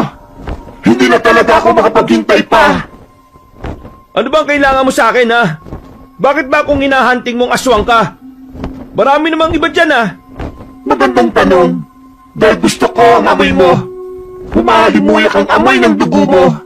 Nakakabaliw at ang sarap-sarap mong tingnan. Alam mo ba na mga taong mababait at matatakotin, sila yung may mga pinakamasarap na lasa ng sariwang dugo? Manamis-namis yun at ang karne nila ay talaga namang malambot. Ganun ka, Lloyd. Kaya bakit kita pakakawalan? Hindi ako sasama sa'yo! Alam ko naman yun eh. Kaya nga kita inahabol-habol eh. Kaya habang natutuwa pa ako, magkusa ka nang sumama sa akin. Dahil kapag hindi na ako natuwa, iisa-isahin ko nang papatayin ng mga taong nakapaligid sa'yo. Simula sa mga kasama mo ngayon, hanggang sa... Tingnan na lang natin, walang yang halimaw ka! Matapang na tumayo si Cruz at dumampot ng mga putik. Saka pinagbababato ng sunod-sunod sa aswang. Nung una ay nakakaiwas pa ang manananggal. Pero nang tumulong na rin sina Juan at Andel, ay magkakasunod na yung tinamaan sa muka at pakpak. Hindi na rin napigilan ang mga kasama ko. Bagkus ay sumunod na lang din ako sa kanila. Dumampot ako ng putik at bumpweres ang pinagbababato ang aswang. Lumipad yun at nagkampay-kampay ng pakpak. Pero dahil sa dami ng tamang putik ay nabigatan siya. Nagulat ako dahil hindi binigyan ng pagkakataon ni na Cruz, Juan at Andel ang manananggal. Kumapit sila sa magkabilang pakpak at hinigit yun. Nagkakakawag ang aswang pero mas naging agresibo mga kaibigan ko. Sige, bumalag ka! Dati ko bang gustong gawin sa'yo ito eh! Mulatya kayo! Kapag nakita-kita ko lang talaga kung saan nagtatago yung ibabang parte ng katawan mo, bibirahin talaga kita eh. Patasya ko pa naman makaisa sa manananggal. Gusto ko lang malaman kung paano sila mabuntis. Tarantado ka sa naulo ka! Papatayin kita! Bago mo ako patayin, iisa muna ako sa'yo. Nakita kong tila natatakot din ang aswang kay Cruz. Kaya buong lakas tong nagkampay ng mga pakpak. Napaiga kaming lahat sa lakas ng impact. Pagkatapos ay lumipad na yung palayo. Hindi pa tayo tapos! Babalik ako at sinisiguro ko mapapasaanin ka talaga, Lloyd! Sana all, hinahabol-habol ng manananggal. Iba ang karisma mo, pre. Legit na hindi pangkaraniwan. Napailing na lang ako dahil sa sinabi ni Cruz. Umalulong ulit ang mga aso mula sa hindi kalayuan. Hanggang sa maya-maya pa nga ay nakakita na kami ng dalawang tricycle na papunta sa kinaroroonan namin. Huminto ang mga yon sa amin dahil nakita rin pala nila ang manananggal. Tinutugis din nila to kaya pinasakay kami at hinatid na sa bahay. Nang malaman ni Tita Belen at Manang Homes ang nangyari ay nag-alala sila ng gusto. Ito na nga ba sinasabi ko eh. Nakasunod dito yung manananggal na yon. Ibig sabihin lang talaga kahit saan ka magpunta, Lloyd, susundan at susundan ka ng manananggal na yon. Ano po bang dapat kong gawin? Isa lang sa dalawa. Mapatay natin ang manananggal o ikaw ang mapatay niya. Dapat po ba akong ma-encourage sa sinabi niyo, Manang? Nakapag-usap na kami ng Tita Belen mo. Hahanap kami bukas ng magaling na albularyong pwedeng magtanggal ng koneksyon mo sa aswang na yon. Pero ang tanging paraan na lang talaga na naiisip ko ay ang mapuksa siya. Walang nakatulog sa amin ang gabing yon, Kabanong, dahil dinig na dinig namin mula sa hindi kalayuan ang ingay ng manananggal. Hindi lang siya makalapit sa bahay dahil humingi ng tulong si Tita Belen sa mga taga sa amin. Dahil dito ay may mga tanod na nagbabantay sa bahay. Pero naging kakaiba ang pakiramdam ko dahil dito. Para bang umiinit ang katawan ko. Hanggang sa biglang nanakit ang aking tiyan. Kumilot yun ng gusto hanggang sa mapasigaw ako sa sakit at matakbong nagtungo sa banyo. Ay ganun na lang ang gulat at takot ko dahil buo-buong dugo ang aking isinuka. Tita Belen, tulong! Si Cruz ang naunang pumunta sa akin sa banyo at ganun na lang din ang pagkabigla niya sa nakita. Langya, pre! Ano nangyari sa'yo? Hindi ko alam, pre. Sumasakit ang tiyan ko. Naduwal na naman ako hanggang sa dumating na rin si Tita Belen. Kasunod si Manang Homes, Juan at Andel. Gulat na gulat silang lahat, lalong-lalo na ang tiyahin ko. Nilapitan niya ako at niyakap dahil bigla na lang din akong nanghinat na mutla. Nanginig ang mga tuhod ko, dala na rin ng takot at panghihina ng katawan. Nang sinubukan kong tumayo ay nakaramdam na ako ng pagkahilo. Napasukan na naman ako ng dugo pagkalaon habang napapahawak ng husto sa tiyan. Nang tingnan ko si tita ay kitang-kita sa mga mata niya ang matinding pag-aalala. Kaya naman ngumiti ako ng pilit at nag-okay sign ako sa kanya. Aling Belen, Manang Gomez, dalhin po natin si Lloyd sa ospital. Baka po kung ano na mangyari sa kanya eh. Ewan ko kung paniniwalaan nyo tong sasabihin ko. Pero wala rin tayong mapapala kung dadali natin siya sa ospital. Ano pong ibig niyong sabihin? Naririnig nyo naman, hindi ba? Yung manananggal na humahabol sa kanya, nag-iikot-ikot lang sa baryo. Kapag isinakay natin siya sa patrol, susunod ang aswang at baka magkaroon pa ng aksidente. Marami naman po tayong makakasama eh. Kaysa po, iwan lang natin siya ng ganyan. Manang, hindi na po normal ang nangyayari kay Lloyd eh. Sumusuka na po siya ng bubuong dugo. Baka po, kung magpatuloy pa to, ayaw ko man tong sabihin pero baka matuluyan ang kaibigan namin. Hindi na po talaga to normal, Manang. Talagang hindi na to normal. Dahil sa pagkakaunawa ko, inaaswang si Lloyd. Kahit madala natin siya sa ospital ng ligtas, wala ring magagawa ang mga doktor sa kanya. Nakakita na ako noon ng ganitong sa probinsya namin, nung buhay pa ang asawa ko. Inaswang ang pinsan ko. Sumuka rin siya ng maraming dugo pero meron lang kaming ginawa na natutunan ko sa asawa ko. Eh ano po yun? Juan, kumuha ka ng uling, madali ka. Ikaw naman, Andel, sabihan mo ang mga nagbabantay sa kubo na nasa bakuran na maging mapagbantay sila. Dahil sigurado kung hindi titigil ang manananggal na yon. Eh ako po, ano naman po gagawin ko? Tulungan mo kami ni Belen. Buhatin natin si Lloyd papunta sa kwarto. Tapos, kumuha ka rin ng maligamgam na tubig. Habang binubuhat nila ako kabanong ay tila nanlalabo ang aking mga mata. Hanggang sa parang hindi ko na marinig ang mga pinagsasasabi nila. Pakiramdam ko talaga ay parang humihiwalay na ang kaluluwa ko sa katawan ko. Kaya natakot na ako. Napapikit ako at napadasal sa Diyos. Pero parang hindi ko rin marinig ang isip ko na nagbibikas ng dasal. Hanggang sa isang nakakakilabot pero pamilyar na boses ang narinig ko. Boses ni Amelia. Amelia, ikaw ba yan ha? Ako nga. Miss na kita, Lloyd. Paano kita nakakausap? Nasa bahay lang ako kanina. Importante ba yun? Ang malagay meron na tayong malinaw na koneksyon. Kahit magkalayo tayo. Anong ibig mo sabihin? Sumama ka sa akin, Lloyd. Uhaw na ako sa'yo. Bigla na lang sumulpot ang maganda niyang mukha sa harapan ko. Parang nawala ang mga tao sa paligid namin hanggang sa maabutan ko na lang na pareho na kaming walang suot na kahit na ano. Ngumiti siya at gumanti rin ako ng ngiti. Nang magdikit ang mga katawan namin ay damang-dama ko ang init ng sensasyong bumabalot sa hubad naming mga katawan. Ramdam ko at alam ko sa sarili na hindi ito pagpapantasya lang. Totoong-totoo ang nangyayaring pagniniig sa amin. Hanggang sa may malasan akong tila uling na dumadampi sa aking labi. Hanggang sa malulun ko na. Napaduwal ako at napayukod. Dahilan din para maglayo ang mga katawan naming init na init. Paglingon ko kay Amelia ay ganun na lang ang gulat ko nang makitang nakakatakot na nilalang. Ang aswang na bigla na lang nahati ang katawan. Hindi! Akin ka! Akin ang buong pagkatao mo! Hindi pwede! Huwag mong inumin ang uling! Nang mapamulagat ako, nasa harapan ko na si Tita Belen. Nasa kanan niya si Manang Gomez na may hawak na basong may laman na tubig, pero kulay itim kaya napakunot ako ng noo. Pagsipat ko naman sa kaliwa ay naroon si Cruz na punong-puno ang pag-aalala ang hilatya ng muka. Anong nangyayari? Bakit kayo nakaganyan lahat sa akin? Umepekto na kagad ang pangontra sa kanya. Mabisa talaga ang uling kapag ininom ng isang inaaswang. Kainin mo naman tong natitira. Ha?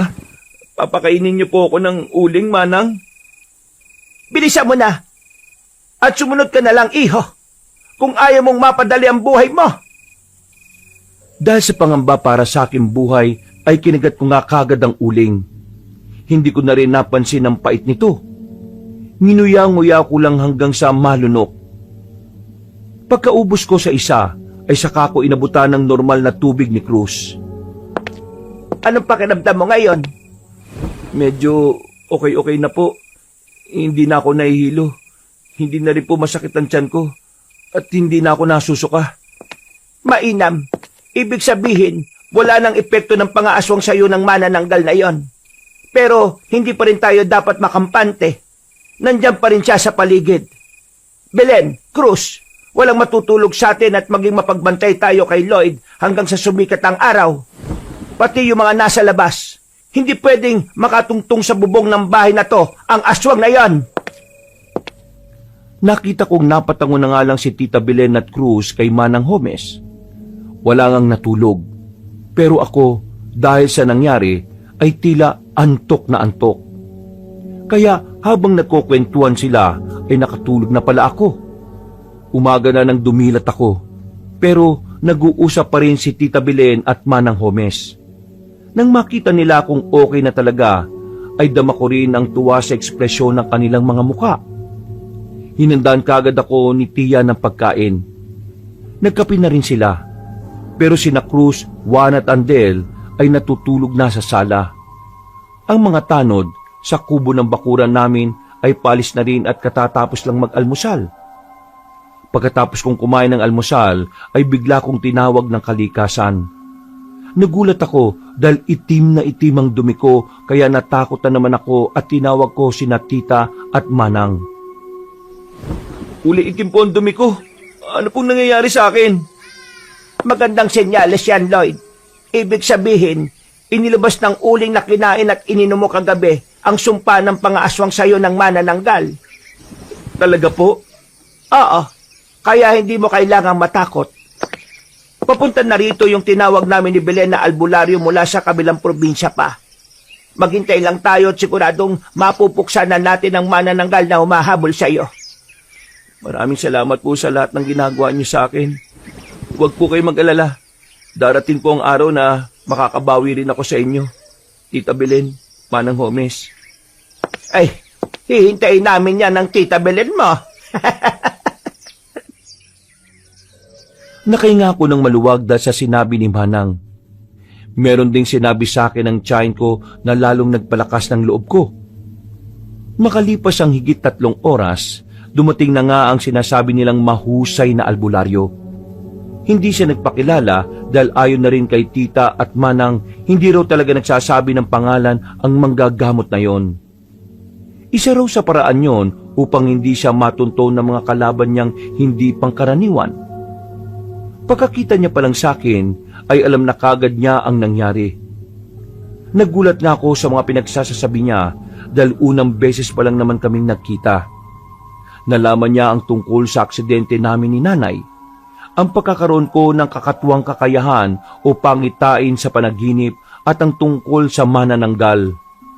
Nakapwesto kami sa sala na magsimula ang ritual ng albularyo. Pinasara niya ang pinto at mga bintana. Sina Juan at Andel na ang gumawa nun. Maya-maya pa ay nagsindi na siya ng kandila. Ipinatak niya yun sa tapat ng maliit na planggana sa lamisita at sinabayan niya to ng kakaibang wika na inulit-ulit niya ng 12 beses. Tumingin siya sa akin at tumawak sa kanang kamay ko. Pagkatapos ay sinabihan niya akong sundin ang mga sasabihin niya. Ginawa ko ngayon habang ang kaliwa niyang kamay ay nagpapatak ng kandila sa maliit na plangganang may tubig. Kaliwanagan at kalinisan ng tubig, init ng apoy, lamig ng hangin at ang kapangyarihan ng mga elemento sa lupa. Gamitin mo kung daan upang maging tulay at upang makita ang may gawa nitong sumpa. Kaliwanagan at kalinisan ng tubig, init ng apoy, lamig ng hangin at ang kapangyarihan ng mga elemento sa lupa. Gamitin mo kung daan upang maging tulay at upang makita ang mga gawa nitong sumpa. Kaliwanagan at kalinisan ng tubig, init ng apoy, lamig ng hangin at ang kapangyarihan ng mga elemento sa lupa. Gamitin mo kung daan upang maging tulay at upang makita ang may gawa nitong sumpa. Pagkatapos bigkasin yun, ay naramdaman ko ang malamig na pag-ihip ng hangin. Gusto ko mangyakapin ang sarili ko pero hindi ko nagawa dahil nakahawak pa ang isa kong kamay sa albularyo. Nang mapatingin ako sa planggana, ganun na lang ang gulat ko. Pati na mga kasama ko sa aming nakita. Nagkaroon kasi ng hugis mula sa patak ng kandila. Puno ba yan ng nyog? Puno nga ng nyog. Dito ko na biglang naalala ang bukuhan sa lugar nila tatay. At nagsunod-sunod na ang mga pagtagni-tagni na mga pangyayari. Lalo na nang sabi ng albularyo ang tungkol sa isang babae. Tama ba yung naisip ko na yung buka na to dun sa baryo natin, Manang? Yun na nga, naalala ko na. Bago ako pumunta sa inyo, na naginip ako ng isang nilalang mula sa bukuhan. Tapos si Amelia, yung sinasabi kong babae, siya yung manananggal. Kinumpirma ng albularyo na tama nga ang sinabi ko. Si Amelia nga ang manananggal na humahabol at nang aaswang sa akin. Dahil takam na takam siya sa mahalimuyak na amoy ng dugo ko. Nakatira siya sa bukuhan, pero nang sabi naming wala namang bahay doon, ay nagbigay ng malinaw na sagot ang manggagamot. Nagulat kami dahil hindi siya ordinaryong aswang o manananggal. Meron siyang katuwang na isang mangkukulam, kaya naisip kong bigla ang sinasabing lola ni Amelia. Nakakapagtago sila sa bukuhan ng walang nakakapansin dahil sa kapangyarihan ng mangkukulam. At ang dapat lang gawin para mapuksa sila ng tuluyan o mapalayas ay gamitin ang pinakamabisang panlaban sa isang manananggal. Sinimulan na nga ng albularyo ang pagpuksa sa lolang mangkukulam. At nang matapos na siya ay saka kami muling nag-usap-usap. Nabuo nga ang isang desisyon kahit palabag si Tita Belen. Sigurado ba kayong babalik tayo ron sa bukuhan? Paano kung may mangyari na naman sa'yo, Lloyd? Katulad ng sinasabi ng tiya mo.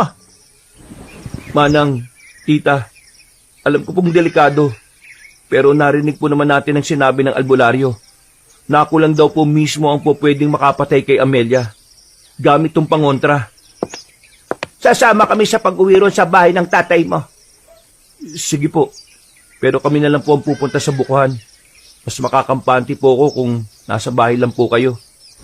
Huwag po kayo mag-alala. Sasamahan namin ni Juan at Andel si Lloyd. Hindi po namin iiwan ang isa't isa. Wala nang nagawa sila Tita Belen at Manang Homes. Nung araw ding yon ay nagbiyahe na kami. At katulad noon ay inabot ng higit 12 oras ang biyahe.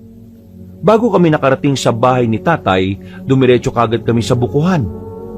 Sa kalaliman ng hating gabi, nagtago lang sila Cruz, Juan at Andel gamit ang kakaibang porselas na bigay ng albularyo. Hindi sila naaamoy ng aswang. At katulad ng inaasahan, naroon na si Amelia. Halata sa mukha niyang matinding pagkauhaw na naman sa akin. Lumapit ako at pakunwaring okay lang ang lahat. Kitang-kita kong tuwa sa kanyang muka. Pero sa kabilang banda ay parang nalungkot siya. Oh, bakit parang malungkot ka? Natutuwa akong bumalik ka, Lloyd. Pero malungkot ako dahil kamamatay lang kanina ng lola ko. Ha? Paano siya namatay? Hindi ko rin alam kung paano. Pero ang sabi niya meron daw nananakit sa kanya na isang... Na isang ano? Bakit natigilan ka na? Pasensya na. Hindi mo rin naman maintindihan Maiintindihan ko, Amelia. Maiintindihan ko na ang lola mo ay isang mangkukulam. At ikaw naman ay isang aswang na manananggal. Ha? Ano? Teka, huwag mong sabihin na ikaw ang magkagagawa ng pagkamatay ng lola ko. Hindi ako. Pero ang albularyo na nagbigay sa akin itong punyal na gawa sa pinaghalong itim na asin, katas ng bawang at may bendisyon sa kabanal-banalang simbahan. Sinaksak ko siya, Kabanong, pero mabilis niya itong naiwasan. Nakalayo siya at gulat na tumingin sa akin ng matalim. May dinukot siya sa bulsa. Isang langis na kagad niyang ipinaligo. Ilang saglit pa ay unti-unti na siyang nagpalit ng anyo. Pero biglang sumulpot sa likod sina Cruz, Juan at Andel Ang mga kamay nila ay may bahid ng mga asing nabindisyonan. Hinawakan nila ang pakpak ng aswang at buong puwersang pinigilan to sa paglipat. Umusok ang nahawakan nila kaya nagkakakawag si Amelia sa galit. Walang iya! Kapag nakawala ko dito, wala akong ititik sa inyo! Buong lahi niyo ang mamamatay! Ikaw ang mamamatay dito, aswang! Lloyd, bilisan mo na! Itarap mo ng punyal na iyan sa halimaw na to! Kahit anong pilit ng aswang na magpumiglas, wala na siyang nagawa. Unti-unti na rin kasing nabubutas ang pakpak niya dahil sa asin sa kamay ni na Cruz, Juan at Andel. Hindi na nga rin ako nagdalawang isip pa. Lumapit ako at nang itatara ko na sa dibdib niya ang patalim ay bigla siyang nagmakaawa. Wag, Lloyd! Wag mo akong papatayin! Mahal na mahal kita! Huwag kang makikinig sa kanya! Nililin lang ka lang niya! Paulan mo na ako! Hindi ko na to ulitin at magpapakalayo-layo na ako! Pakiusap naman, Lloyd!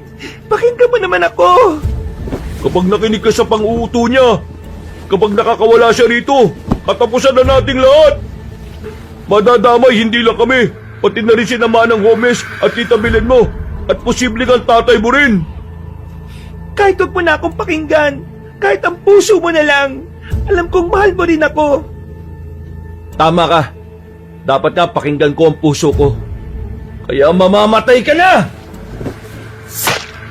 Walang pag-aalinlangan kung tinaharak ang punya sa dibdib ng aswang kabanong. Parang may kung anong malakas na puwersa ang kumawala at gumapang sa buong bukuhan. Naglipara ng mga natutulog na ibong tila na bulahaw. Hanggang sa makita na lang namin na unti-unti nang nalulusaw si Amelia. Nagsaabo siya at wala nang natira pa. Napaiyak ako dahil nakaramdam din ako kahit papaano ng panghihinayang. Inisip ko na kung siguro nagkita kami sa ibang mundo, baka hindi siya isang aswang.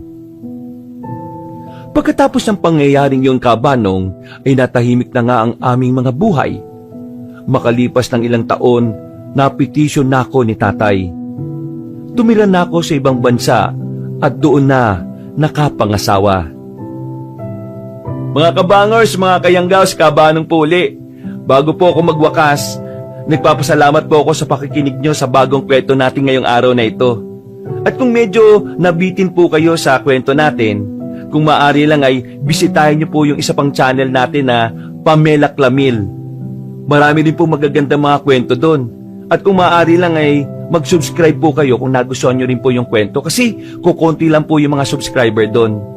At huwag nyo rin pong kalimutan na mag-comment at pindutin rin ang like button. Hanggang sa susunod na mga kwento, wakas!